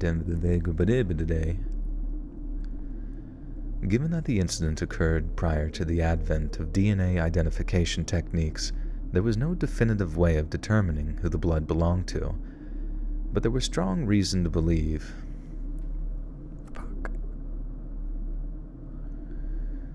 But there was strong reason to believe that that was Helen. Joel, you can't tell me softball girls rock short shorts, though. I don't think they did they? They wore, like, baseball pants or some shit. Or, like, you know, the ones that MC Hammer wore. Hammer time. They look like a genie. Given that the incident occurred... Dude, this sentence is fucking annoying as shit, because it's like weirdly weird, and it's weirdly schmeared. Given that the incident occurred prior to the advent of DNA identification techniques, there was no definitive way of determining who the blood belonged to, but there was strong reason to believe that it was Helen McCourt's. A few weeks later, a trash bag containing blood-stained female clothing was on a riverbank around 20 miles away. Was on it or found on it? Like, what the fuck? The writer, you can tell, like, the writer gets tired as they go.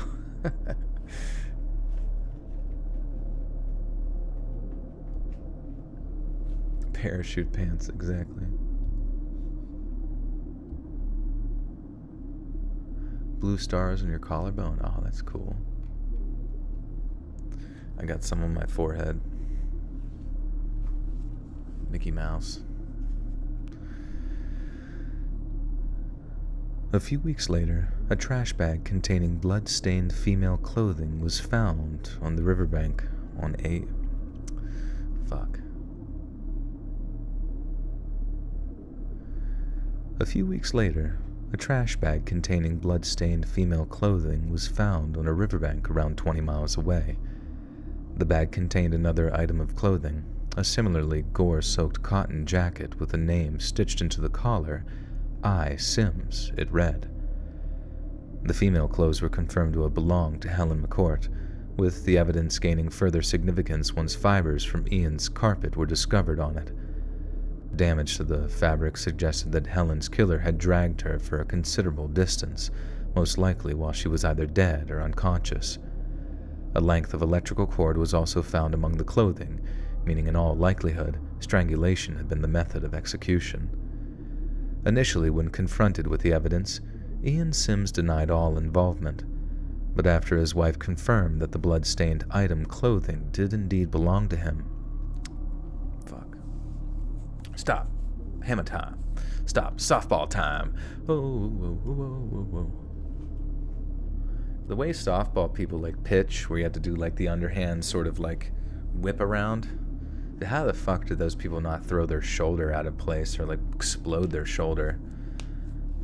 Also, why the fuck don't they just play with a normal baseball and just call it girls baseball? All of the softball shit just seems so overly complicated.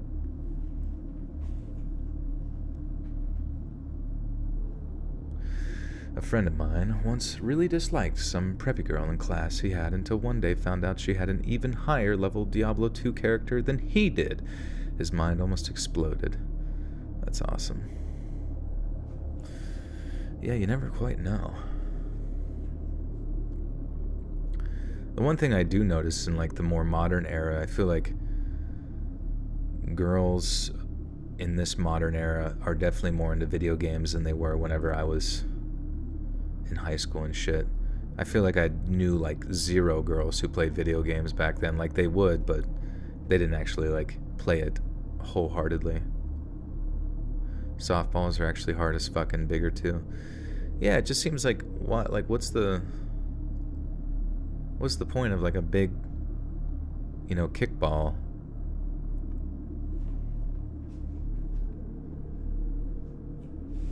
You gotta love them balls.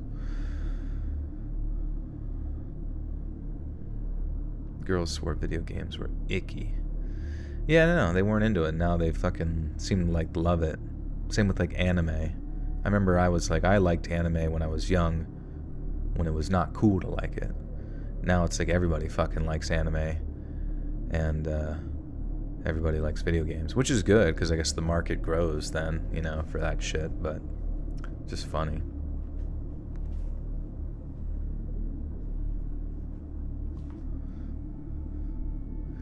People are kind of designed to throw balls because we used to chuck rocks to hunt prey. The under swirl throw. Anyone done rugby before? It's a pretty rough sport. I played rugby my senior year of high school. It was a pretty rough sport. It was interesting, yeah, because like when you tackle or get tackled, it's someone demonstrated it was more like getting hit by a hammer in a specific spot as opposed to like football pads like distribute the energy outward a little bit to other parts. Real gamers play Tamagotchi, exactly. You were a video game addict? Damn. You played for Team Canada for years playing rugby? That's dope.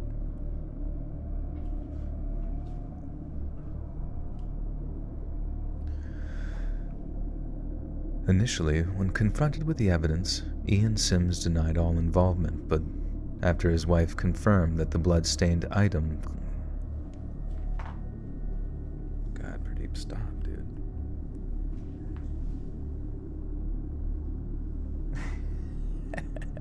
I couldn't find him, and I look behind me, and he's like pressing his face into the chair, like, me want attention.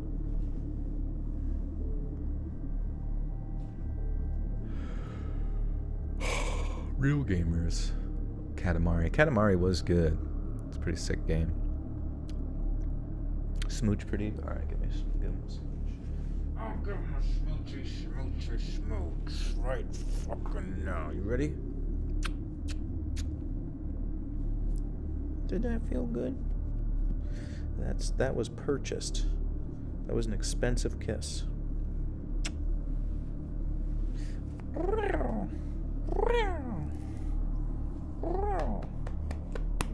You hear this belly? You hear this big, thick belly? You know what's in that belly? That's fucking lean, baby.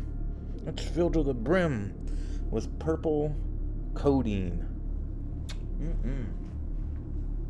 He's addicted. How old is my cat? He'll be 9 this year in June. I I just got a hairball. Yeah, as soon as I do that, though, yeah, it does, like, shoot fucking hairs all over the place. Cat or dog? It's a cat.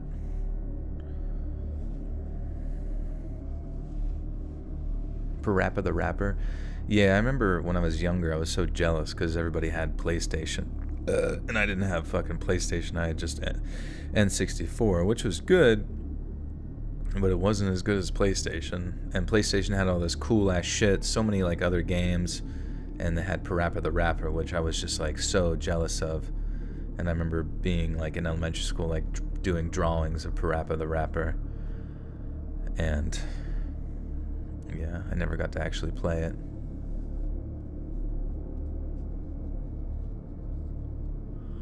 And I remember the year PlayStation 2 came out, and I wanted my parents to get that for me.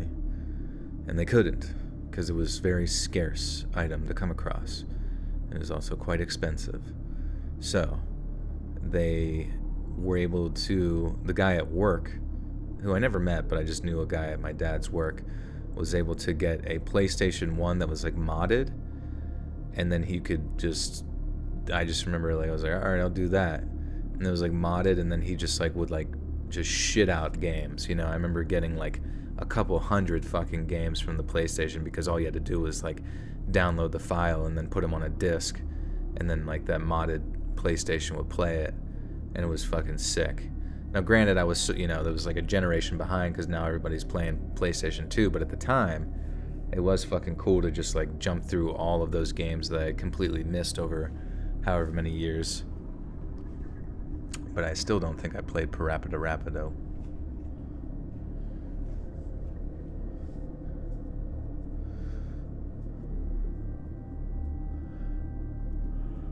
Do I partake in the devil's lettuce? I don't really like vegetables.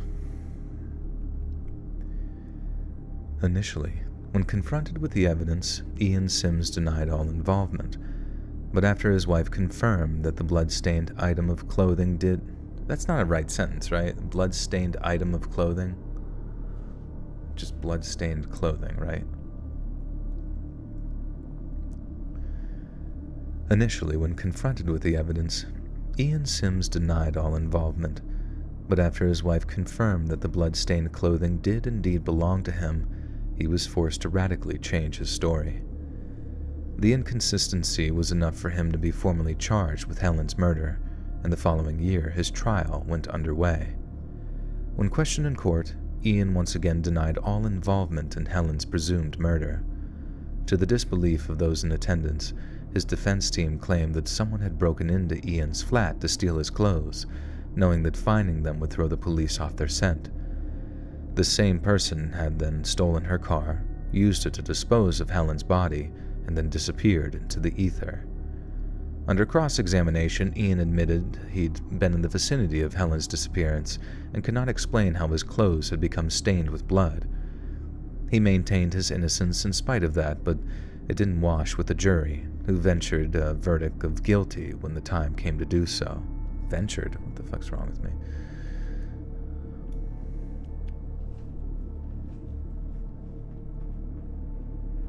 Parappa da Rappa, Parappa da Rappa. It was ketchup, Your Honor. It was a big pile of he fell in a tomato patch, Your Honor. Isn't it weird to think that there are like lawyers out there that just have to like make shit up to get somebody off of murder? Like that's got to be such a fucking soul-sucking experience as a legal defender, where you know that this person is guilty of sin, and you can sit there and say, oh, everybody deserves a fair trial, but when you just know that there's nothing getting this guy out, like he's OJ guilty, you know what I mean? Even he got off, but still, like, you know, their hands, they still got the blood on their hands at the trial. They forgot to wash them, you know?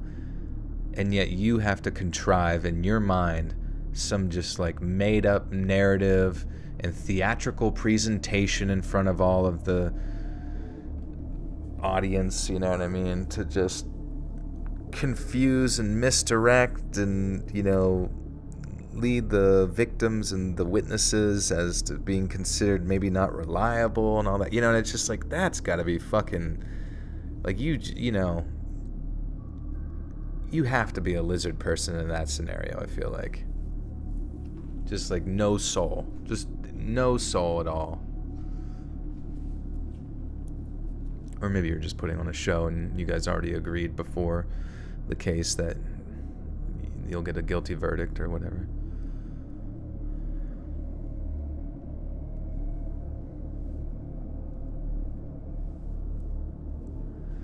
Alright. Yes, Saul Goodman, essentially. He maintained his innocence in spite of that, but it didn't wash with the jury, who returned a verdict of guilty when the time came to do so. Ian appealed the verdict, but it was swiftly rejected, and he was sentenced to prison for a minimum of 16 years. Sims might have been in prison, but the McCourt family had yet to bring home their daughter's remains. Helen's mother, Marie McCourt, had since devoted herself to the charity Support After Murder and Manslaughter, which helps the relatives of murder victims come to terms with their loss. She also spent a great deal of time reaching out to Ian Sims, publicly and privately pressuring him to reveal the location of her daughter's body. Sadly, it was a secret that Sims would take to his grave. He was released in early 2019, but died on June 24th of 2022, having never confessed to Helen's murder. In July 2008, a marble bench was placed on the grounds of Billinge's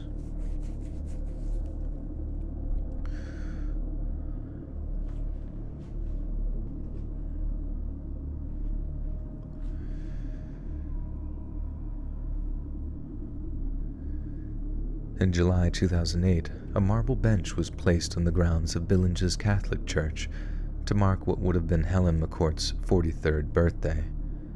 It's a small gesture, but one that ensures that she'll never be forgotten.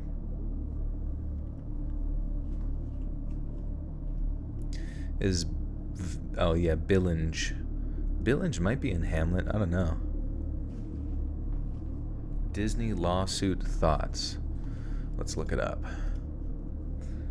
Disney lawsuit. Oh,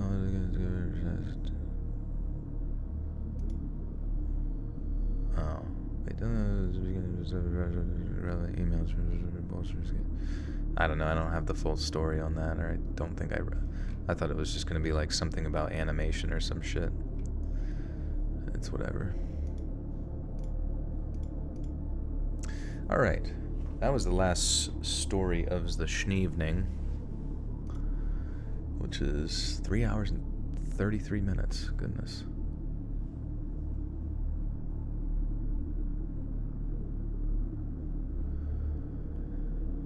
Alright.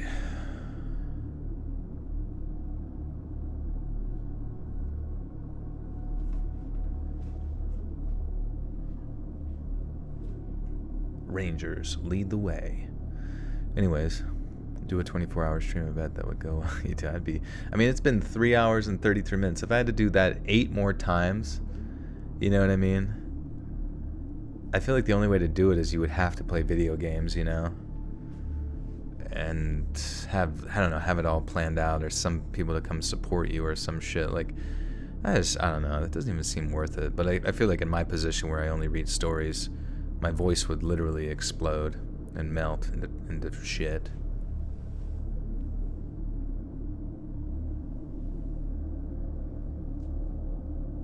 Sue the Tom? Oh, the Tolkien estate over fan fiction? Huh, yeah. It's tough. More money, more problems, essentially, is what that all comes down to. Okay. Somebody think of something funny to say at the end of this little diddly I'm about to tell you. Hey friends, thanks for listening. Click that notification bell to be alerted of all future narrations. I release new videos every Monday, Wednesday, and Friday at 7 p.m. Eastern Standard Time, and there are super fun live streams every Sunday, Tuesday, and Thursday night, and I'd love to see you there. If you get a story, be sure to submit them to my subreddit, r/Let'sReadOfficial, and you might even hear your story featured on the next video. And if you want to support me even more, grab early access to all future narrations and bonus content over on Patreon, or click that big join button to hear about the extra perks offered for the channel. And check out the Let's Read podcast, where you can hear all of these stories in big compilations and save huge on data. Look at it anywhere you listen to podcasts. All links in the description below. Thanks so much, friends. And remember,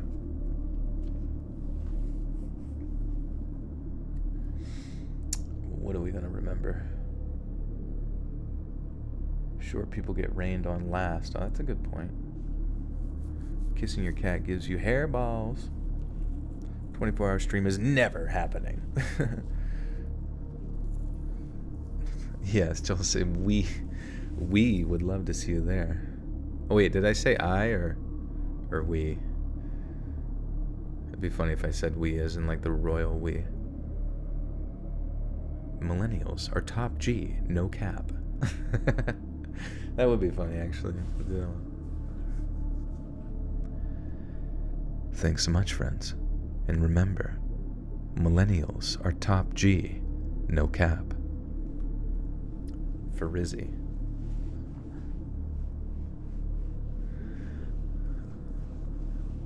I do hate like a lot of like the newer saying like no cap, like oh yo no cap, yo no cap, on God, yo on God bro, for real, on God no cap, shoot, like I don't know, it's like I mean you get I guess whatever, who cares, but the way it's just like said as if though that they don't like listening back to their own voice speak, it doesn't sound stupid as fuck. Like I don't know. I mean, I guess everybody had stupid as fuck words, but they're quite silly. On God, top G. The top G. Thanks for being for real. On God. On God. How much money you got? A lot. How many lawyers you got? A lot. On God. Slang is etymology at its fine. No, I get it. I get it. I get it. I get it. I get it. I get it. But guys, thank you for everything. As usual. Sheesh. Yeah, the sheesh thing isn't really around anymore. That died pretty fast. I don't know. Words, I guess, die similar to memes. Memes are really an etymology in themselves because they're a form of communication, and they come and go even faster than language, which is interesting. Mainly because it's used for like entertainment purposes, and once it becomes repetitive, it no longer becomes entertaining. But bonza, mate. Appreciate you guys so much, as usual. Thank you so much for the support, making me twerk all night. I needed it. I needed to be dust off the old quabs on my asshole. But I will be getting this audio nice and edited, sounding crispy clean, up on Patreon. It's only $1 a month over there for early access. Feel free to support me over there. Thanks for becoming a member. I hope to have the new member stuff out by next Saturday at the latest, but definitely early May for sure. We'll get that up going for all the members, and the $5 tier Patreon over there, same thing. And then yeah, new video will be out same time, same place, 7 p.m. EST. Follow me on Twitter at Let's Read Creepy. Follow me on Instaslam at letsread.official, and TikTok if it's still around, at Let's Read _podcast, even though I don't really post on there lately, but it's all good. It's all good. But I appreciate you guys. Auf Wiedersehen on the flippy floppy. No cap for Rizzy. Stay top G. Squibble squabble.